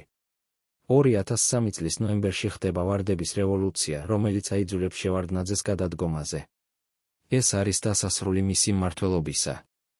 დასასრული ერთი ეპოქისა საქართველოს ისტორიაში. როდესაც შევარდნაძე ტოვებს ხელისუფლებას, ბევრი საქართველოში გრძნობს შვებას, თითქოს დიდი ტვირთი ჩამოეხსნათ. მაგრამ ასევე არის ბევრი ადამიანი, რომლებიც გრძნობენ ნოსტალგიას, რომლებიც იხსენებენ იმ დროს, როდესაც შევარდნაძე იყო ძლიერი ლიდერი, როდესაც საქართველო იყო სტაბილური, როდესაც ყველაფერი ჩანდა უფრო მარტივი. რა არის შევარდნაძის ნამდვილი მემკვიდრეობა? როგორ შეაფასებს ისტორია მის როლს საქართველოს განვითარებაში? ეს არის კითხვები, რომლებზეც პასუხი შეიძლება მივიღოთ მხოლოდ დროთა განმავლობაში, როდესაც ახალი თაობა ისტორიკოსებისა შეძლებს უფრო ობიექტურად შეაფასოს მის როლს, როდესაც საზოგადოება შეძლებს უფრო მშვიდად შეხედოს იმ მოვლენებს, რომლებიც მოხდა. დღეს 30 წელზე მეტი ხნის შემდეგ იმ მოვლენებიდან, საქართველო ჯერ კიდევ ცდილობს გაიგოს, რა მოხდა 1991 და 92 წლებში. ჯერ კიდევ არის ადამიანები, რომლებიც იცავენ გამსახურდიას მემკვიდრეობას, რომლებიც მას ხედავენ როგორც გმირს, რომელიც იბრძოდა საქართველოს დამოუკიდებლობისთვის. ჯერ კიდევ არის ადამიანები, რომლებიც იცავენ შევარდნაძის მემკვიდრეობას, რომლებიც მას ხედავენ როგორც ლიდერს, რომელმაც გადაარჩინა საქართველო ქაოსისგან. მაგრამ ასევე არის ბევრი ადამიანი, რომლებიც ფიქრობენ, რომ ორივე მათგანი იყო პასუხისმგებელი იმ ტრაგედიაზე, რომელიც მოხდა. გამსახურდიასა და შევარდნაძეს შორის კონფლიქტმა დატოვა ღრმა კვალი საქართველოს საზოგადოებაში. ეს კვალი ჯერ კიდევ გრძნობს დღესაც პოლიტიკურ დაყოფაში, რეგიონალურ დაპირისპირებაში, იდეოლოგიურ კონფლიქტებში. საქართველო ჯერ კიდევ არის ქვეყანა, სადაც წარსული არ არის სრულად დამუშავებული, სადაც ისტორია ჯერ კიდევ არის ბრძოლის ველი, სადაც სიმართლე ჯერ კიდევ არის დისპუტის საგანი. მაგრამ ეს ასევე არის ქვეყანა, რომელიც სწავლობს თავისი შეცდომებიდან, რომელიც ცდილობს დააშენოს უკეთესი მომავალი. რომელიც ცდილობს თავიდან აიცილოს იმ შეცდომების გამეორება, რომლებიც გაკეთდა წარსულში. საქართველო დღეს არის უფრო დემოკრატიული, უფრო თავისუფალი, უფრო ღია ქვეყანა, ვიდრე იყო 1991 და 92 წლებში.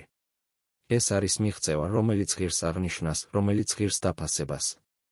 გამსახურდიასა და შევარდნაძეს შორის კონფლიქტი ასწავლის ჩვენ მნიშვნელოვან გაკვეთილებს. ის ასწავლის ჩვენ, რომ პოლიტიკა არ უნდა იყოს ომი, არამედ უნდა იყოს დიალოგი. ის ასწავლის ჩვენ, რომ ლიდერები არ უნდა აყენებდნენ პირად ამბიციებს ქვეყნის ინტერესებზე მაღლა. ის ასწავლის ჩვენ, რომ კომპრომისი არ არის სისუსტე, არამედ არის ძალა. ის ასწავლის ჩვენ, რომ ისტორია არ არის შავი და თეთრი, არამედ არის ნაცრისფერი, სადაც ყველა ადამიანს აქვს თავისი სიმართლე და თავისი შეცდომები. დღეს, როდესაც ჩვენ ვუყურებთ უკან იმ მოვლენებს, რომლებიც მოხდა 1991 და 92 წლებში.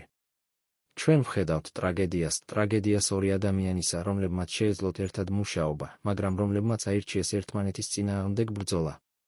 ჩვენ ვხედავთ ტრაგედიას ერთი ქვეყნისა, რომელიც გაიარა სამოქალაქო ომი, ძალადობა, განადგურება.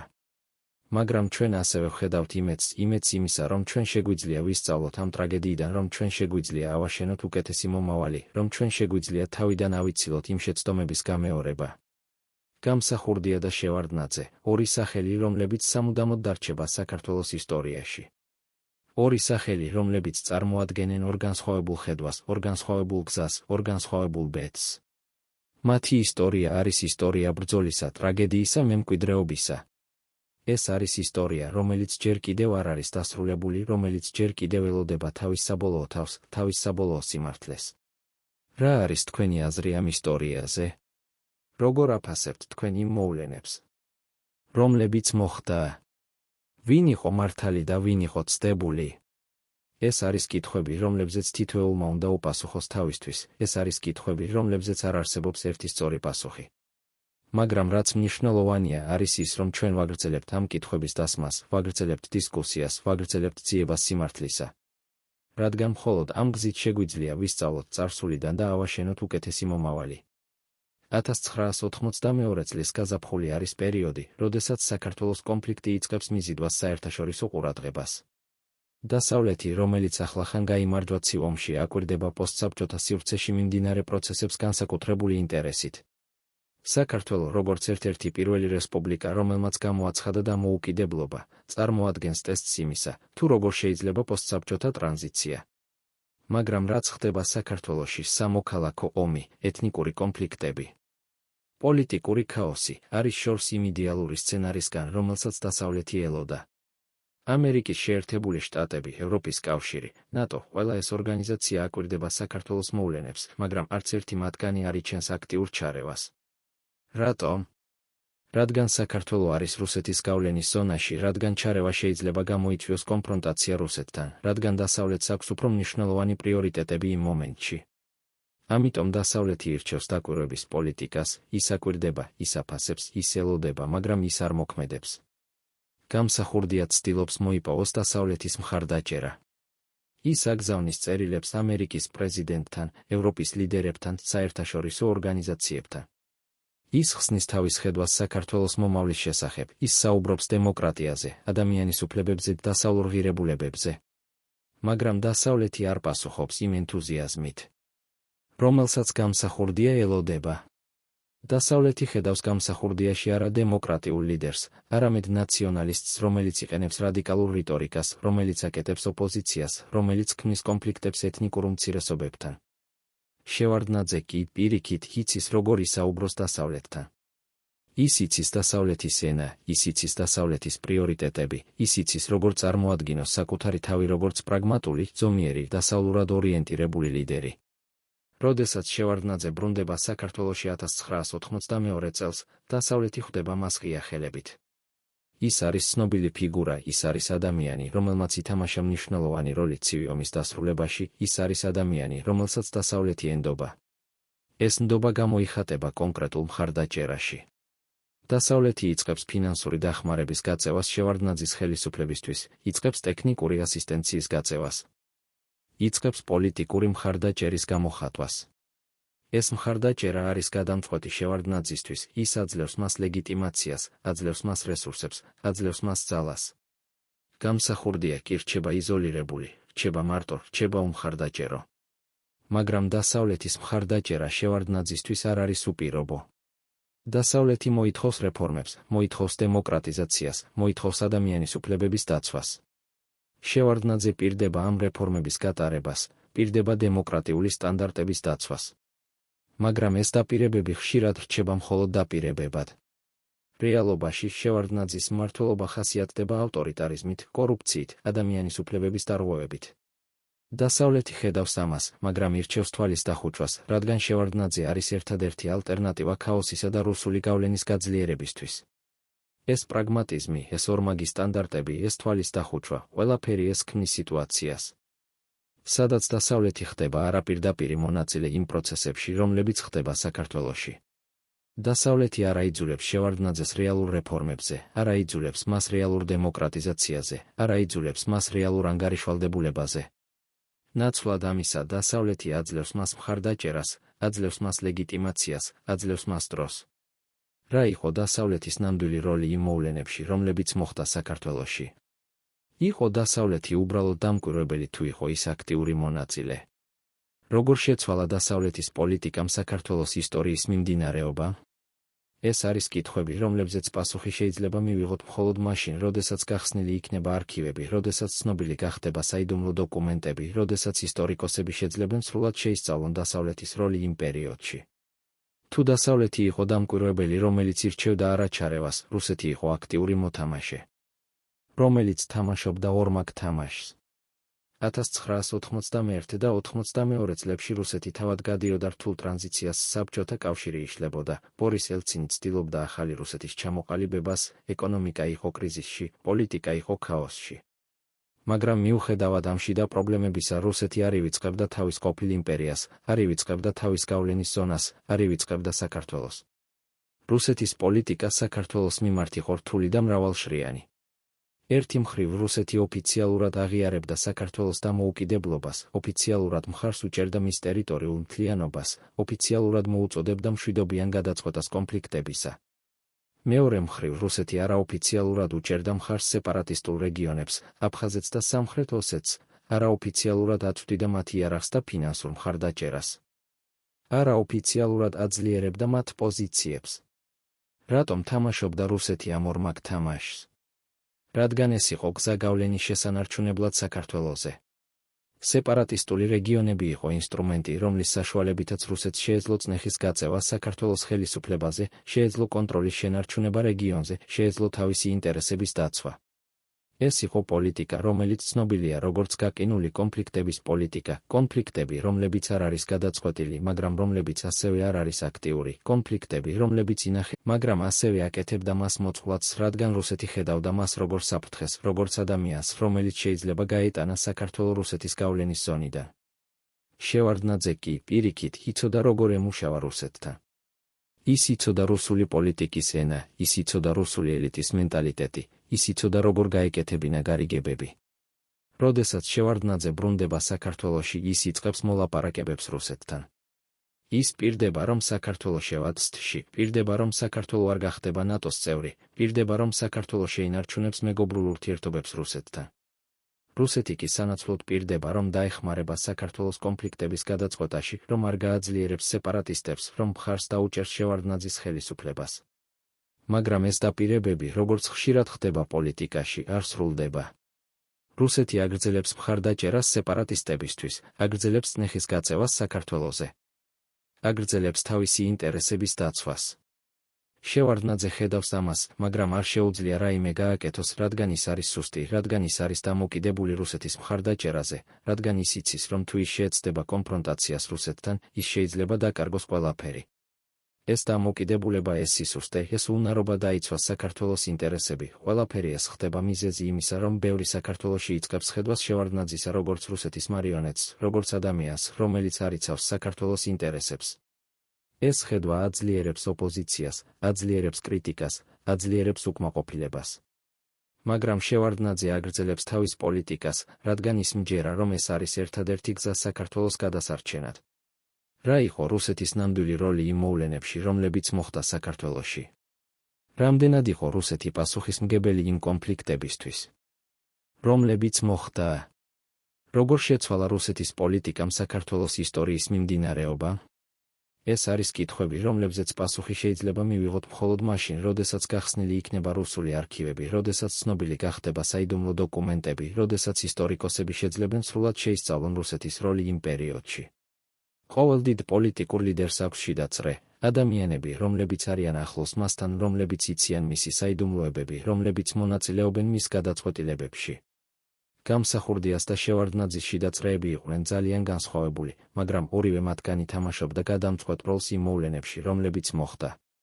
გამსახურდიას შიდაწრე შედგებოდა ძირითადად ინტელექტუალებისგან, დისიდენტებისგან, ეროვნული მოძრაობის აქტივისტებისგან. ეს იყვნენ ადამიანები, რომლებიც იზიარებდნენ გამსახურდიას ხედვას საქართველოს მომავლის შესახებ, რომლებიც მჯერად დამოუკიდებლობის, თავისუფლების, ეროვნული ღირსების იდეებში. მაგრამ ეს ასევე იყვნენ ადამიანები, რომლებსაც არ ჰქონდათ პოლიტიკური გამოცდილება, არ ჰქონდათ მმართველობის უნარები, არ ჰქონდათ პრაგმატიზმი, რომელიც საჭირო იყო რეალური პოლიტიკისთვის. ამ შიდაწრის ერთ-ერთი ყველაზე გავლენიანი წევრი იყო გამსახურდიას მეუღლე მანანა არჩვაძე. მანანა იყო არა მხოლოდ მეუღლე, არამედ პოლიტიკური მრჩეველი, კონფიდანტი, მხარდამჭერი. ის მონაწილეობდა ყველა მნიშვნელოვან გადაწყვეტილებაში, ის გავლენას ახდენდა გამსახურდიას პოზიციებზე, ის იყო ერთ-ერთი ყველაზე ახლო ადამიანი მასთან. მოწმეების თქმით, მანანა იყო უფრო რადიკალური ვიდრე თავად გამსახურდია, უფრო არაკომპრომისული, უფრო ინტოლერანტული. ის აძლიერებდა გამსახურდიას ყველაზე რადიკალურ ტენდენციებს, ის აბრკოლებდა მას კომპრომისის ძიებაში. სხვა მნიშვნელოვანი ფიგურა იყო გიორგი ჩანტურია, ეროვნულ-დემოკრატიული პარტიის ლიდერი, რომელიც იყო გამსახურდიას მოკავშირე ეროვნული მოძრაობის დროს. ჩანტურია იყო უფრო ზომიერი ვიდრე გამსახურდია, უფრო პრაგმატული, უფრო ღია კომპრომისისთვის.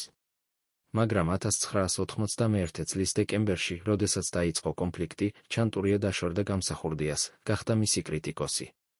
ეს დაშორება იყო სიმბოლური, ის აჩვენებდა, რომ გამსახურდია კარგავდა მხარდაჭერას თუნდაც თავის ყოფილ მოკავშირეებში.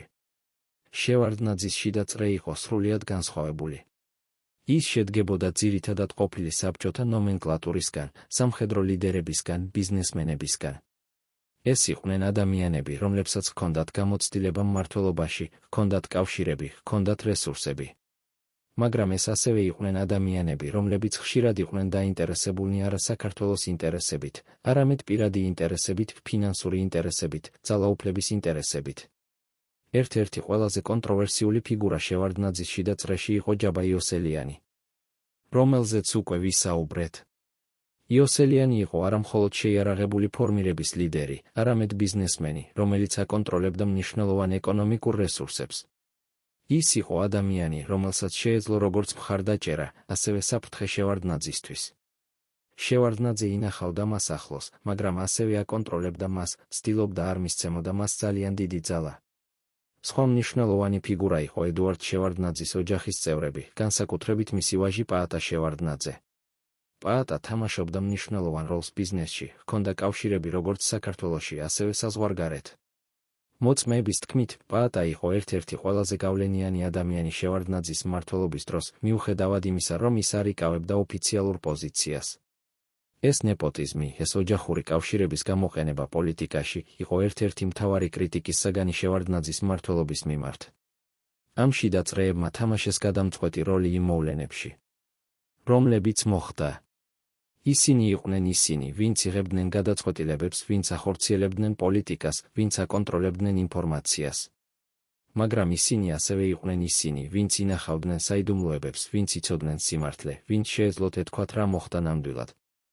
და ბევრი მათგანი ჯერ კიდევ ცოცხალია, ჯერ კიდევ ინახავს დუმილს, ჯერ კიდევ არ არის მზად ისაუბროს. რატომ ინახავენ ისინი დუმილს? რა საიდუმლოებები იციან ისინი? და როდის მოვა დრო, როდესაც ისინი ისაუბრებენ? ეს არის კითხვები, რომლებზეც პასუხი შეიძლება მივიღოთ მხოლოდ მომავალში, როდესაც ახალი თაობა მკვლევარებისა დაიწყებს ამ ადამიანების ინტერვიუირებას, როდესაც საზოგადოება იქნება მზად მოისმინოს სიმართლე. ყოველ პოლიტიკურ კონფლიქტში მედია თამაშობს გადამწყვეტ როლს. ის არის ინსტრუმენტი, რომლის საშუალებითაც ლიდერები აკონტროლებენ ნარატივს, ავრცელებენ თავიანთ ხედვას. ქმნიან საზოგადოებრივ აზრს. გამსახურდიასა და შევარდნაძეს შორის კონფლიქტში მედია იყო ერთ-ერთი მთავარი ბრძოლის ველი. 1991 წელს, როდესაც გამსახურდია იყო პრეზიდენტი, მედია საქართველოში იყო შედარებით თავისუფალი. არსებობდა როგორც სახელმწიფო, ასევე დამოუკიდებელი მედია, რომლებიც აშუქებდნენ სხვადასხვა პერსპექტივას. მაგრამ როდესაც დაიწყო კონფლიქტი ოპოზიციასთან, გამსახურდია დაიწყო მედიის კონტროლის მცდელობა. ის დახურა რამდენიმე ოპოზიციური ტელეარხი, დააკავა რამდენიმე ჟურნალისტი, ადანაშაულა მედიას ღალატში. ეს ქმედებები გამოიწვია კრიტიკა როგორც საქართველოში, ასევე საზღვარგარეთ, გახდა ერთ-ერთი მთავარი არგუმენტი მის კრიტიკოსებისთვის. შევარდნაძე, როდესაც მოვიდა ხელისუფლებაში, პირდებოდა მედიის თავისუფლების აღდგენას. მაგრამ რეალობაში მისი მმართველობის დროს მედია გახდა კიდევ უფრო კონტროლირებადი. სახელმწიფო მედია გახდა პროპაგანდის ინსტრუმენტი, რომელიც ავრცელებდა შევარდნაძის ხედვას. აკრიტიკებდა მის ოპონენტებს, თქმიდა პოზიტიურ იმიჯს ხელისუფლებისა. დამოუკიდებელი მედია კი აწყდებოდა წნეხს, ფინანსურ წნეხს, პოლიტიკურ წნეხს, ფიზიკურ წნეხს. ჟურნალისტები, რომლებიც აკრიტიკებდნენ ხელისუფლებას, ხდებოდნენ დაშინების, დაკავების, თუნდაც ძალადობის მსხვერპლნი. ამ პერიოდში მედია გახდა ბრძოლის ველი ორ ნარატივს შორის. ერთი ნარატივი, რომელსაც ავრცელებდა შევარდნაძის ხელისუფლება, წარმოადგენდა გამსახურდიას როგორც ავტორიტარულ ლიდერს, რომელმაც გამოიწვია ქაოსი, რომელიც იყო პასუხისმგებელი სამოქალაქო ომისთვის, რომელიც არ იყო შესაფერი სიმმართველობისთვის. მეორე ნარატივი, რომელსაც ავრცელებდნენ გამსახურდიას მხარდამჭერები, წარმოადგენდა შევარდნაძეს როგორც მოღალატეს, რომელმაც მოაწყო გადატრიალება, რომელიც მუშაობს რუსეთის ინტერესებში, რომელიც არის კორუმპირებული და ავტორიტარული. ორივე ამ ნარატივს ჰქონდა თავისი ელემენტები სიმართლისა, მაგრამ ორივე ასევე იყო გადაჭარბებული, მანიპულირებული. გამოყენებული პოლიტიკური მიზნებისთვის. ხალხი, რომელიც ცდილობდა გაეგო რა ხდებოდა, აწყდებოდა ორ სრულიად განსხვავებულ ვერსიას რეალობისა. ეს ქმნიდა დაბნეულობას, გაურკვევლობას, უნდობლობას მედიის მიმართ. ერთ-ერთი ყველაზე ტრაგიკული ეპიზოდი ამ მედია ომში იყო ჟურნალისტ გიორგი სანაძის სიკვდილი 1992 წელს. სანაძე იყო ცნობილი ჟურნალისტი, რომელიც აკრიტიკებდა როგორც გამსახურდიას, ასევე შევარდნაძეს. ის იყო ადამიანი, რომელიც ცდილობდა ობიექტურობას, ცდილობდა სიმართლის ძიებას. მაგრამ ის მოკლეს უცნობმა თავდამსხმელებმა და მისი მკვლელობა დღემდე რჩება გადაუჭრელი. ეს მკვლელობა გახდა სიმბოლო იმისა, თუ რამდენად საშიში იყო იმ პერიოდში ჟურნალისტობა, რამდენად საშიში იყო სიმართლის ძიება. დღეს, როდესაც ჩვენ ვუყურებთ უკან იმ პერიოდს, ჩვენ ვხედავთ, რომ მედია ომი იყო ნაწილი უფრო დიდი ომისა ნარატივებს შორის, ომისა სიმართლეებს შორის, ომისა ხედვებს შორის. და ეს ომი ჯერ კიდევ გრძელდება დღესაც. როდესაც სხვადასხვა ჯგუფები საქართველოში აგრძელებენ ბრძოლას იმის შესახებ, თუ როგორ უნდა გაიგოს და გაიხსენოს ის პერიოდი.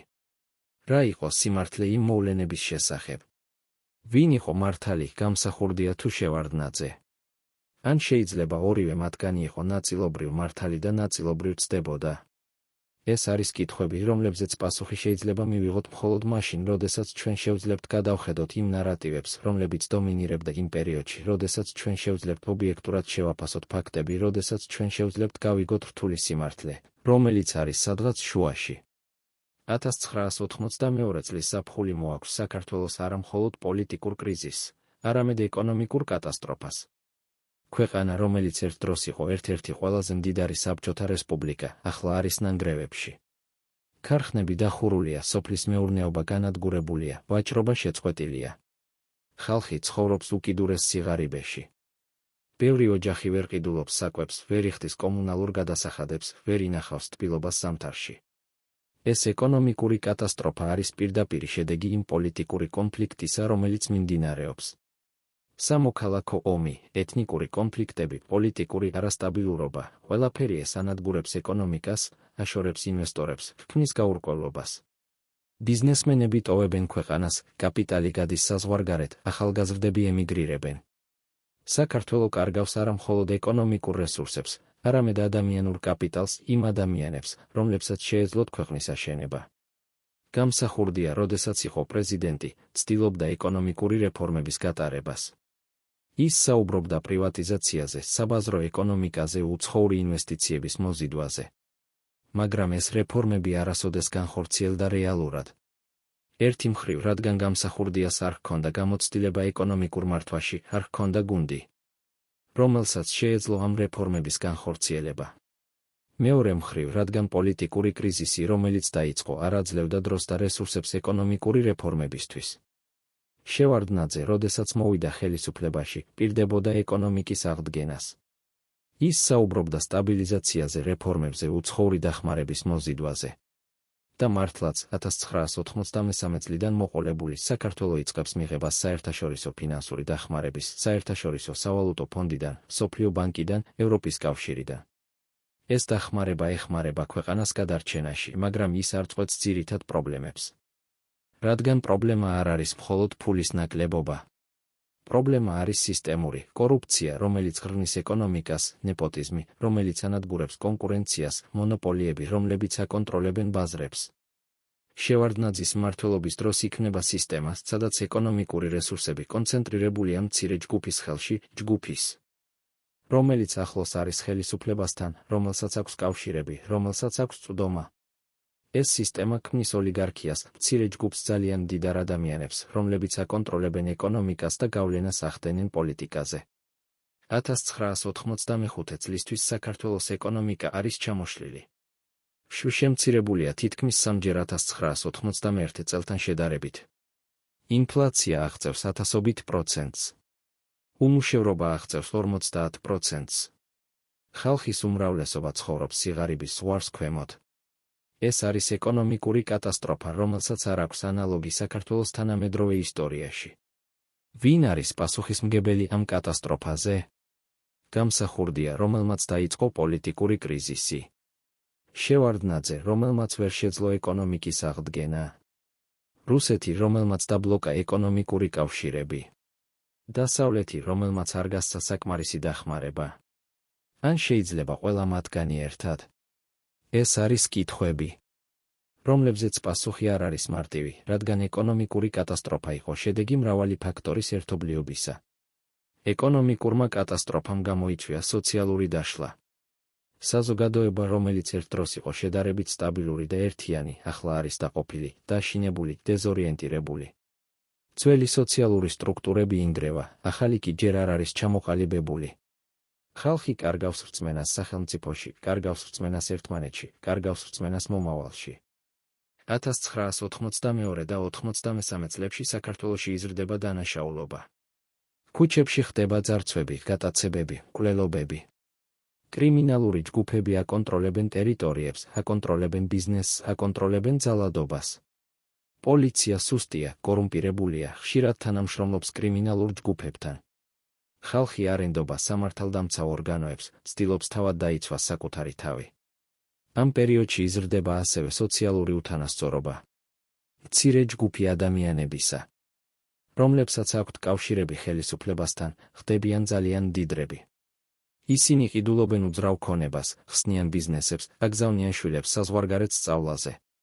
უმრავლესობა კი ცხოვრობს უკიდურეს სიღარიბეში, ცდილობს გადარჩენას დღიდან დღემდე. ეს უთანასწორობა ქმნის რისხვას, უკმაყოფილებას, სოციალურ დაძაბულობას. ამ პერიოდში იზრდება ასევე ემიგრაცია.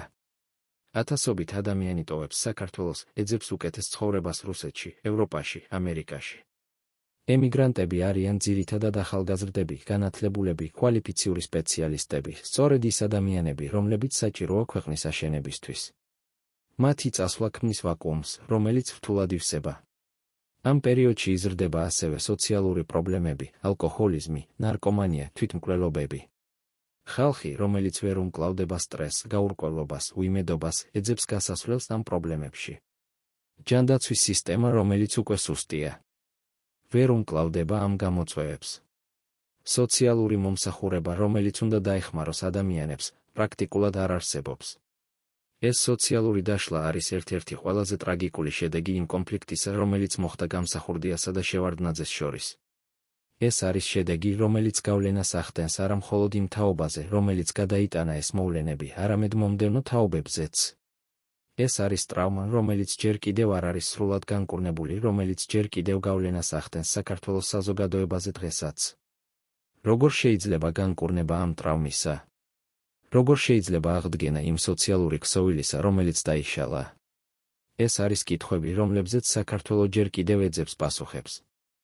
გამსახურდიასა და შევარდნაძეს შორის კონფლიქტი იყო არა მხოლოდ პოლიტიკური, ეკონომიკური და სოციალური, ის იყო ასევე კულტურული. ეს იყო ბრძოლა იმის შესახებ, თუ როგორ უნდა გაიგოს საქართველოს ისტორია, როგორ უნდა განისაზღვროს საქართველოს იდენტობა, როგორ უნდა წარმოიდგინოს საქართველოს მომავალი. გამსახურდია წარმოადგენდა ეროვნულ პატრიოტულ ხედვას, რომელიც აქცენტს აკეთებდა საქართველოს უნიკალურობაზე, საქართველოს ისტორიულ მემკვიდრეობაზე, საქართველოს კულტურულ იდენტობაზე. ის საუბრობდა საქართველოს როგორც ძველ ცივილიზაციაზე, რომელსაც აქვს უნიკალური ენა, უნიკალური კულტურა, უნიკალური ისტორია. ის საუბრობდა საქართველოს როგორც ქვეყანაზე, რომელმაც გადაიტანა მრავალი შემოსევა, მრავალი ოკუპაცია, მაგრამ რომელმაც შეინარჩუნა თავისი იდენტობა. შევარდნაძე კი წარმოადგენდა უფრო პრაგმატულ, უფრო კოსმოპოლიტურ ხედვას. ის საუბრობდა საქართველოს როგორც ნაწილზე უფრო დიდი რეგიონისა, როგორც ქვეყანაზე, რომელმაც უნდა ინტეგრირდეს საერთაშორისო საზოგადოებაში, რომელმაც უნდა ითანამშრომლოს სხვა ქვეყნებთან. ის საუბრობდა საქართველოს როგორც ქვეყანაზე, რომელსაც აქვს მდიდარი ისტორია, მაგრამ რომელმაც ასევე უნდა შეხედოს წინ, უნდა მოდერნიზდეს. უნდა განვითარდეს. ეს ორი ხედვა იყო არა მხოლოდ განსხვავებული, არამედ ხშირად კონფლიქტური. გამსახურდიას მხარდამჭერები ხედავდნენ შევარდნაძის ხედვაში საფრთხეს საქართველოს იდენტობისთვის, საფრთხეს საქართველოს კულტურისთვის. შევარდნაძის მხარდამჭერები კი ხედავდნენ გამსახურდიას ხედვაში იზოლაციონიზმს, ნაციონალიზმს, უკუქცევას. ეს კულტურული ომი გამოიხატებოდა სხვადასხვა ფორმით. ერთი მხრივ ეს იყო ბრძოლა სიმბოლოებისთვის, ვინ არის ეროვნული გმირები, რა არის ეროვნული დღესასწაულები, როგორ უნდა აღინიშნოს ისტორიული მოვლენები. მეორე მხრივ ეს იყო ბრძოლა განათლებისთვის, რა უნდა ისწავლონ ბავშვებმა სკოლებში, როგორ უნდა წარმოდგენილი იყოს ისტორია სახელმძღვანელოებში, რა ღირებულებები უნდა გადაეცეს ახალ თაობას. ამ კულტურულმა ომმა დატოვა ღრმა კვალი საქართველოს საზოგადოებაში. დღესაც არსებობს ორი განსხვავებული ნარატივი იმ მოვლენების შესახებ, რომლებიც მოხდა 1991 და 92 წლებში.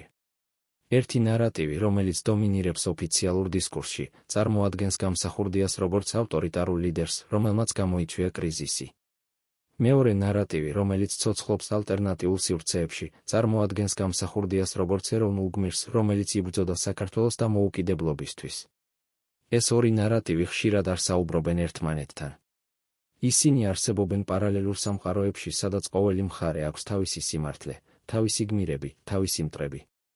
ეს დაყოფა ართულებს საზოგადოებრივ დიალოგს, ართულებს ისტორიული მეხსიერების ფორმირებას, ართულებს ეროვნული შერიგების პროცესს. როგორ შეიძლება დაძლევა ამ კულტურული დაყოფისა? როგორ შეიძლება შექმნა ერთიანი ნარატივი, რომელიც მოიცავს სხვადასხვა პერსპექტივას? ეს არის კითხვები, რომლებზეც საქართველო ჯერ კიდევ მუშაობს. ერთ-ერთი ყველაზე საინტერესო ასპექტი იმ მოვლენების მემკვიდრეობისა არის თაობათა კონფლიქტი, განსხვავება იმაში, თუ როგორ იხსენებენ და აფასებენ იმ მოვლენებს სხვადასხვა თაობები. თაობა, რომელმაც გადაიტანა ის მოვლენები, ისინი, ვინც იყვნენ მოზრდილები 1991 და 92 წლებში, ინახავენ პირად მეხსიერებას იმ დროის შესახებ. ისინი იხსენებენ ენთუზიაზმს, რომელიც იყო დამოუკიდებლობის გამოცხადების დროს. ისინი იხსენებენ იმედს, რომელიც იყო გამსახურდიას არჩევის დროს. ისინი იხსენებენ შიშს, რომელიც იყო სამოქალაქო ომის დროს. ისინი იხსენებენ სირთულეებს, რომლებიც იყო ეკონომიკური კრიზისის დროს. ეს პირადი მეხსიერება არის ძალიან ძლიერი, ძალიან ემოციური, ძალიან რთული. ამ თაობაში არსებობს ღრმა დაყოფა. ზოგიერთი მათგანი ჯერ კიდევ მხარს უჭერს გამსახურდიას მემკვიდრეობას, ჯერ კიდევ მჯერა, რომ ის იყო მართალი, რომ ის იყო გმირი. სხვები მხარს უჭერენ შევარდნაძის მემკვიდრეობას, მჯერად, რომ ის გადაარჩინა საქართველო.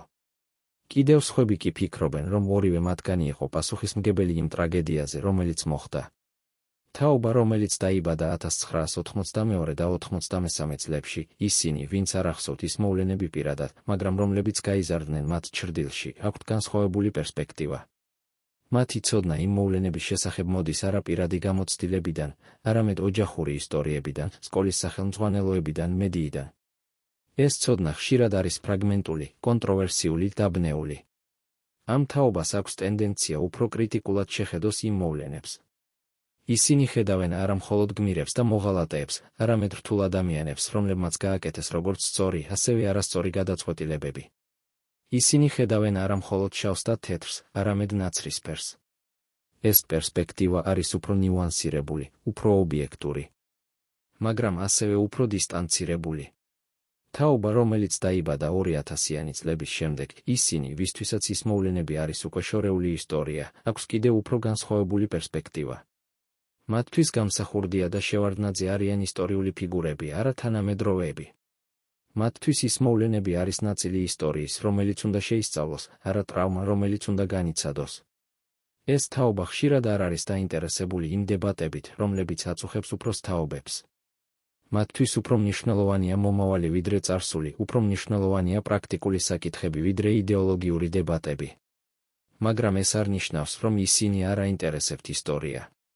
პირიქით, ბევრი მათგანი ცდილობს გაიგოს, რა მოხდა, რატომ მოხდა, რა გაკვეთილები შეიძლება ამოღებული იქნეს.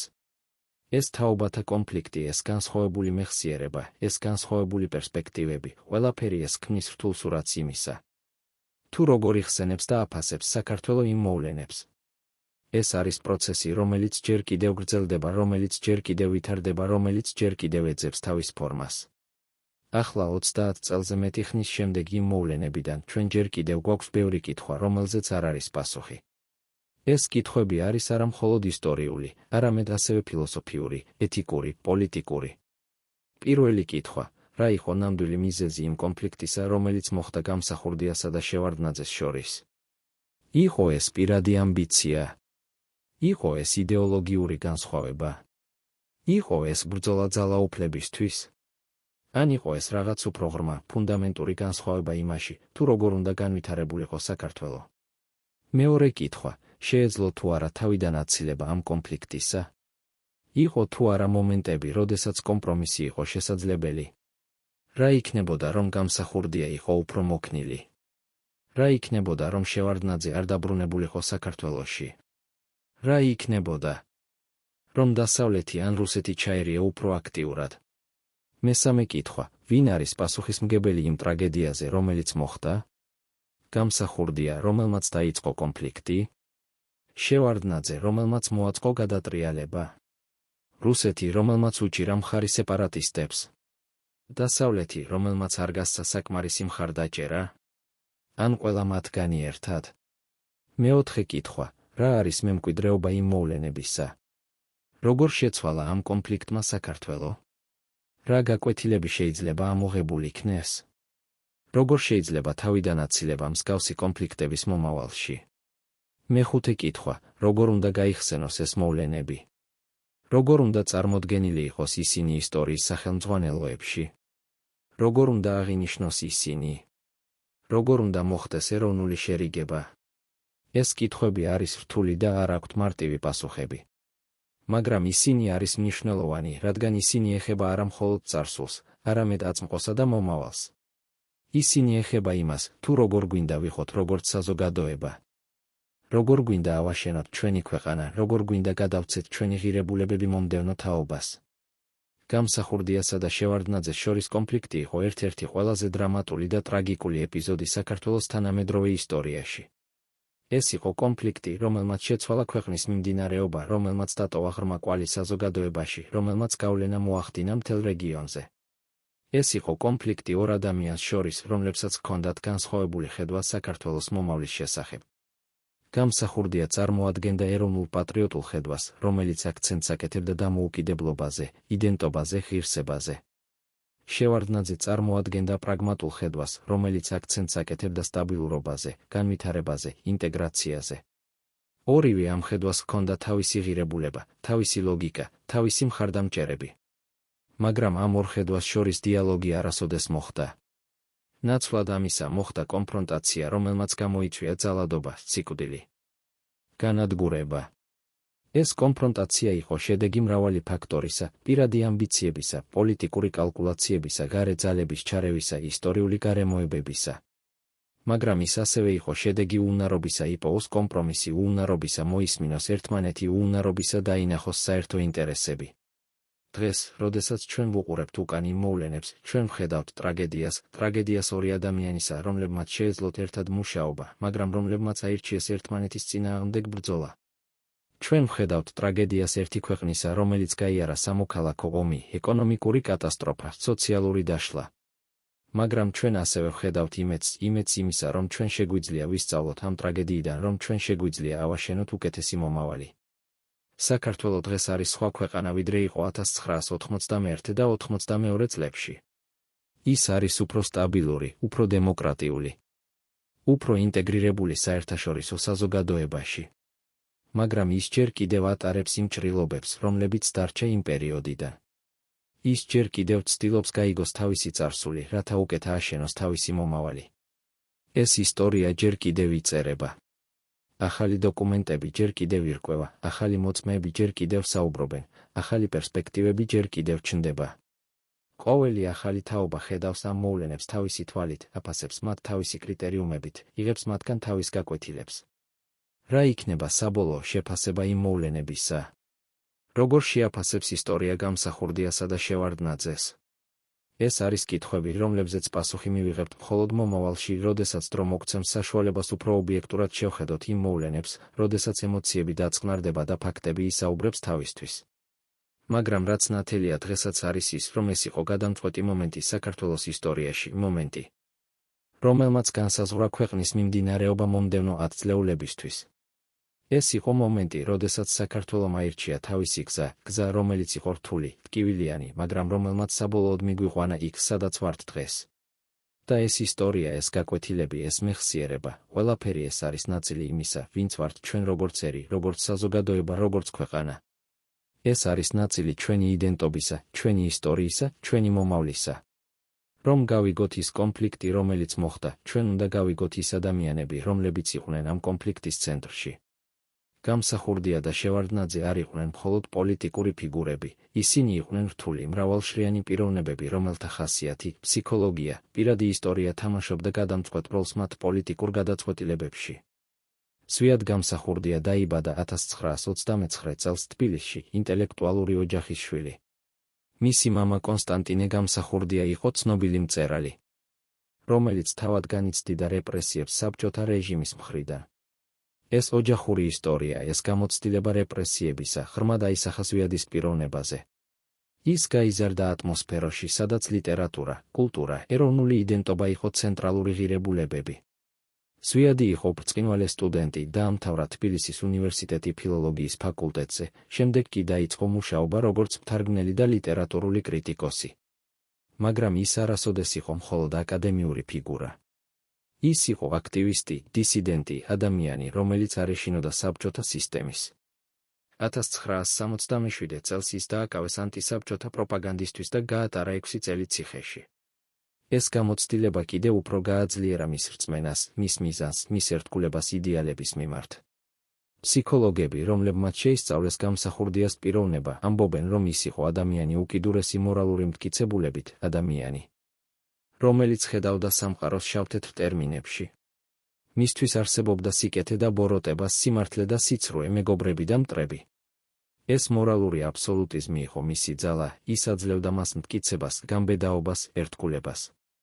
მაგრამ ეს ასევე იყო მისი სისუსტე, ის არ აძლევდა მას საშუალებას დაენახა ნიუანსები, დაენახა კომპრომისის შესაძლებლობა, დაენახა, რომ ადამიანები შეიძლება იყვნენ არც მხოლოდ კარგები და არც მხოლოდ ცუდები.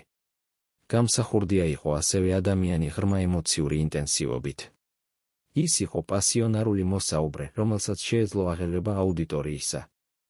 ის იყო ადამიანი, რომელიც ცხოვრობდა თავისი იდეებით, თავისი ოცნებებით, თავისი ხედვით. მაგრამ ეს ემოციური ინტენსივობა ასევე ნიშნავდა, რომ ის შეიძლებოდა იყოს იმპულსური, რეაქტიული, ხშირად მოქმედებდა ემოციების გავლენის ქვეშ, ვიდრე რაციონალური კალკულაციის საფუძველზე. ედუარდ შევარდნაძე დაიბადა 1922 წელს მამათის სოფელში, გურიაში. მოკრძალებული ოჯახის შვილი. მისი ბავშვობა და ახალგაზრდობა გაიარა სრულიად განსხვავებულ გარემოში, ვიდრე გამსახურდიასი. ის არ იყო ინტელექტუალური ელიტის ნაწილი, არამედ იყო ადამიანი, რომელმაც გაიკვალა გზა საბჭოთა სისტემაში საკუთარი შრომით, საკუთარი უნარებით, საკუთარი პოლიტიკური ინსტინქტებით.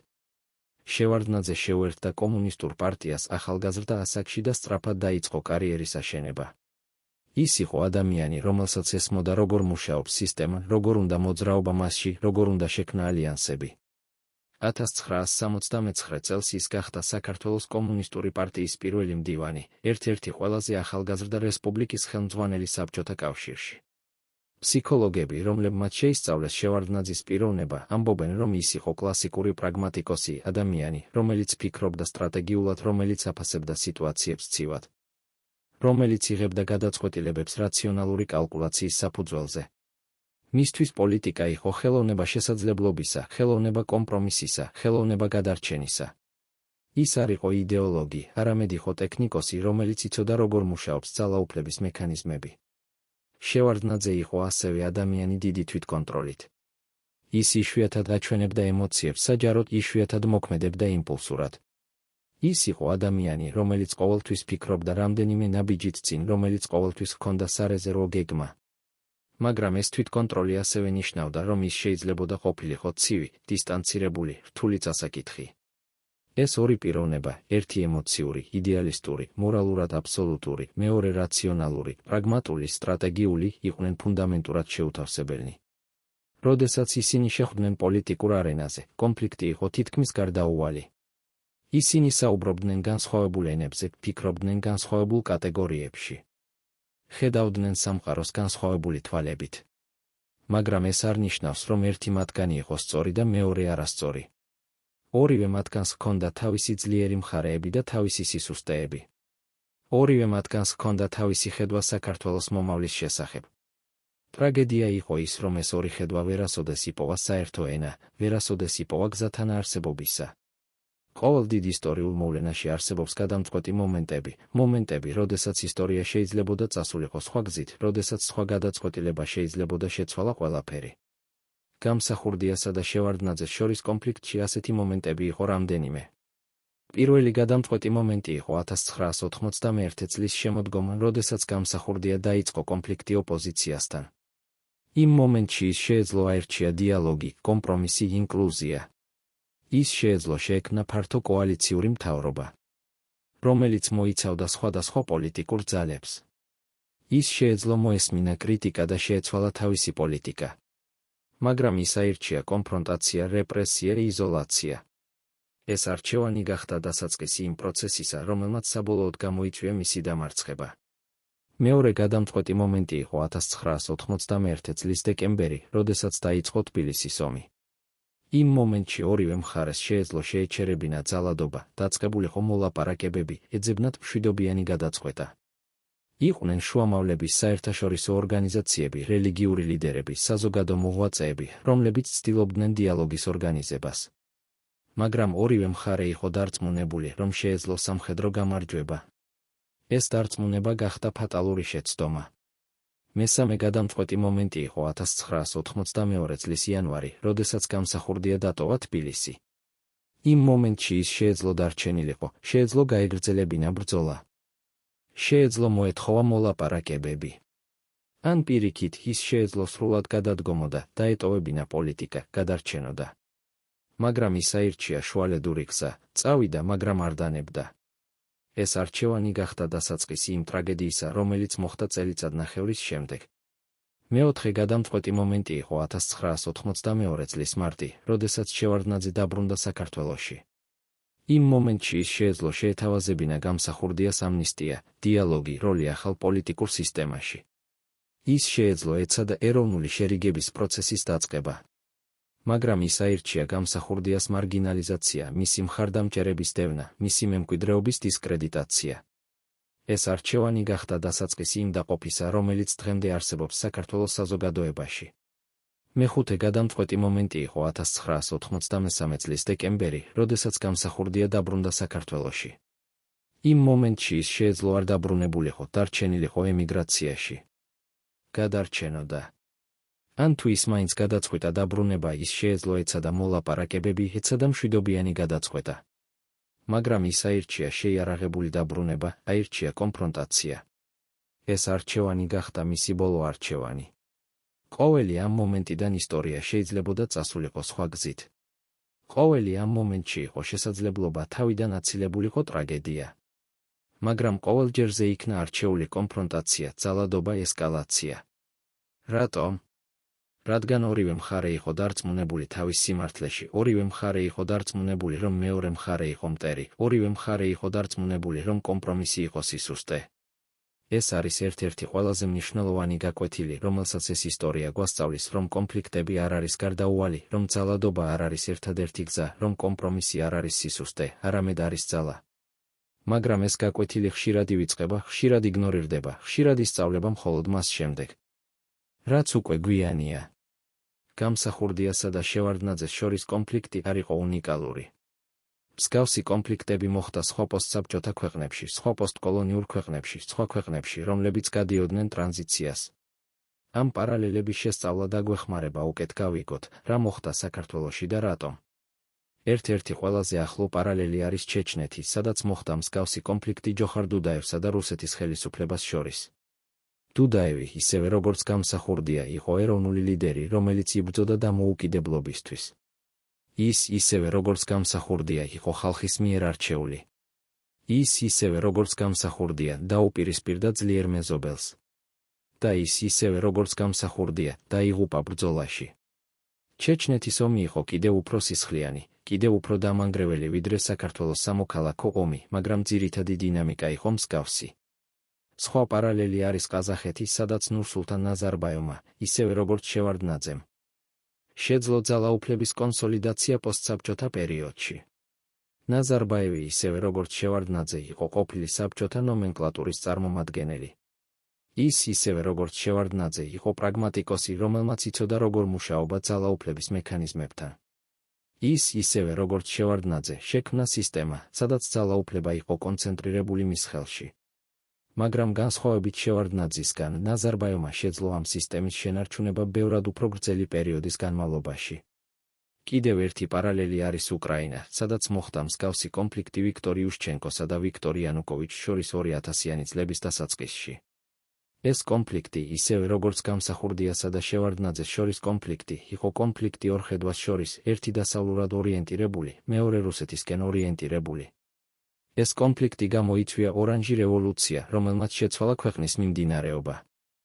ამ პარალელების შესწავლა გვიჩვენებს, რომ გამსახურდიასა და შევარდნაძეს შორის კონფლიქტი იყო ნაწილი უფრო ფართო პროცესისა, რომელიც მიმდინარეობდა მთელ პოსტსაბჭოთა სივრცეში.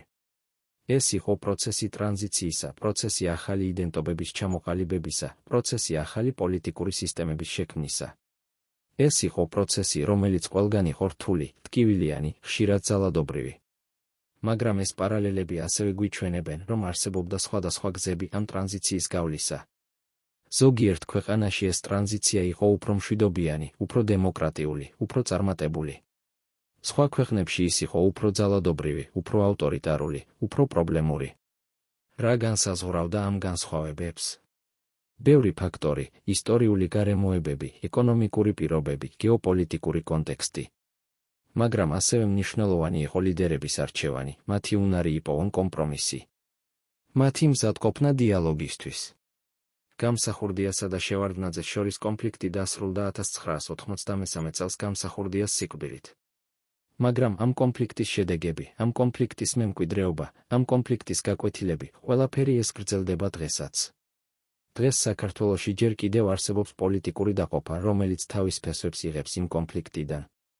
ჯერ კიდევ არსებობს ორი განსხვავებული ხედვა საქართველოს მომავლის შესახებ, ერთი უფრო ეროვნულ-პატრიოტული, მეორე უფრო პრაგმატული და დასავლურად ორიენტირებული.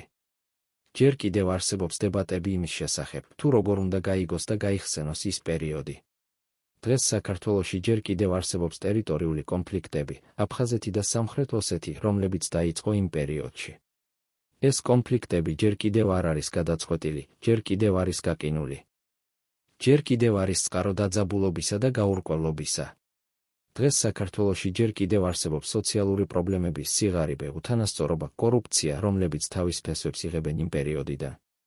ეს პრობლემები ჯერ კიდევ არ არის სრულად გადაწყვეტილი, ჯერ კიდევ არის გამოწვევა საზოგადოებისთვის. მაგრამ დღეს საქართველო ასევე არის ქვეყანა, რომელიც ცდილობს სწავლას თავისი წარსულიდან, რომელიც ცდილობს აშენებას უკეთესი მომავლისა. საქართველო დღეს არის უფრო დემოკრატიული, ვიდრე იყო 1991 და 92 წლებში. საქართველო დღეს არის უფრო ინტეგრირებული საერთაშორისო საზოგადოებაში. საქართველო დღეს არის უფრო თავისუფალი, უფრო ღია, უფრო მრავალფეროვანი. ახალი თაობა საქართველოში, რომელიც არ ახსოვს ის მოვლენები პირადად, ცდილობს შექმნას ახალი ნარატივი, ახალი იდენტობა, ახალი მომავალი. ეს თაობა არ სურს იყოს ტყვეწარსულისა, არ სურს იყოს განსაზღვრული იმ კონფლიქტებით, რომლებიც მოხდა. ეს თაობა სურს შექმნას საქართველო, რომელიც არის ერთიანი, მშვიდობიანი, წარმატებული. მაგრამ ამისთვის საჭიროა გაგება წარსულისა. საჭიროა ცოდნა იმისა, რა მოხდა, რატომ მოხდა, რა გაკვეთილები შეიძლება ამოღებული იქნეს.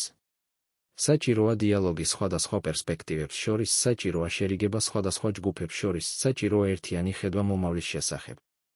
გამსახურდიასა და შევარდნაძეს შორის კონფლიქტი არის ნაწილი ამ წარსულისა, ნაწილი, რომელიც არ უნდა დაივიწყოს, არამედ უნდა გაიგოს. ეს არის ისტორია, რომელიც ასწავლის ჩვენ მნიშვნელოვან გაკვეთილებს დიალოგის მნიშვნელობის შესახებ, კომპრომისის ღირებულების შესახებ, ძალადობის საშიშროების შესახებ. ამ ისტორიის ბოლოს ჩვენ რჩებით კითხვებთან, რომლებზეც არ არის მარტივი პასუხები. ვინ იყო მართალი, გამსახურდია თუ შევარდნაძე? ან შეიძლება ორივე მათგანი იყო ნაწილობრივ მართალი და ნაწილობრივ ცდებოდა? შეეძლო თუ არა თავიდან აცილება ამ ტრაგედიისა? რა გაკვეთილები უნდა ამოვიღოთ ამ ისტორიიდან? ეს კითხვები არის მნიშვნელოვანი, რადგან ისინი ეხება არა მხოლოდ წარსულს, არამედ აწმყოსა და მომავალს. ისინი ეხება იმას, თუ როგორ ვართ ჩვენ როგორც საზოგადოება, როგორ ვაშენებთ ჩვენს ქვეყანას, როგორ ვგეგმავთ ჩვენს მომავალს. ერთი რამ, რაც ნათელია, არის ის, რომ ძალადობა არ არის გზა. ძალადობა არ წყვეტს პრობლემებს, არამედ ქმნის ახალ პრობლემებს. ძალადობა არ აშენებს, არამედ ანადგურებს. ძალადობა არ აერთიანებს, არამედ ყოფს. მეორე რამ, რაც ნათელია, არის ის, რომ დიალოგი არის აუცილებელი. დიალოგი სხვადასხვა პერსპექტივებს შორის, დიალოგი სხვადასხვა ჯგუფებს შორის, დიალოგი სხვადასხვა ხედვებს შორის. მხოლოდ დიალოგის საშუალებით შეიძლება იპოვოს კომპრომისი. შეიძლება შეიქმნას ერთიანი ხედვა, შეიძლება აიშენოს მომავალი. მესამე რამ, რაც ნათელია, არის ის, რომ ისტორია არის მასწავლებელი. ისტორია გვიჩვენებს, რა მუშაობს და რა არ მუშაობს, რა იწვევს წარმატებას და რა იწვევს წარუმატებლობას, რა აშენებს და რა ანადგურებს. მაგრამ ისტორია ასწავლის მხოლოდ მაშინ, როდესაც ჩვენ ვართ მზად ვისწავლოთ, როდესაც ჩვენ ვართ მზად მოვისმინოთ, როდესაც ჩვენ ვართ მზად შევიცვალოთ. გამსახურდიასა და შევარდნაძეს შორის კონფლიქტი იყო ტრაგედია. ტრაგედია ორი ადამიანისთვის, ტრაგედია ორი ოჯახისთვის, ტრაგედია მთელი ქვეყნისთვის. მაგრამ ეს ტრაგედია არ უნდა იყოს უაზრო. ეს ტრაგედია უნდა გახდეს გაკვეთილი იმის შესახებ, თუ რა არ უნდა გაკეთდეს, გაკვეთილი იმის შესახებ, თუ როგორ უნდა თავიდან იქნეს აცილებული მსგავსი კონფლიქტები მომავალში. დღეს, როდესაც ჩვენ ვუყურებთ უკან იმ მოვლენებს, ჩვენ გვაქვს არჩევანი. ჩვენ შეგვიძლია დავრჩეთ ტყვე წარსულისა, დავრჩეთ დაყოფილნი. დავრჩეთ მტრულად განწყობილნი. ან ჩვენ შეგვიძლია ვისწავლოთ წარსულიდან, შევქმნათ ახალი ნარატივი, ავაშენოთ ახალი მომავალი. არჩევანი არის ჩვენი. მომავალი არის ჩვენი. ისტორია, რომელსაც ჩვენ დავწერთ, არის ჩვენი. და ეს ისტორია იწყება დღეს, ახლა ამ მომენტში. რას აირჩევთ თქვენ?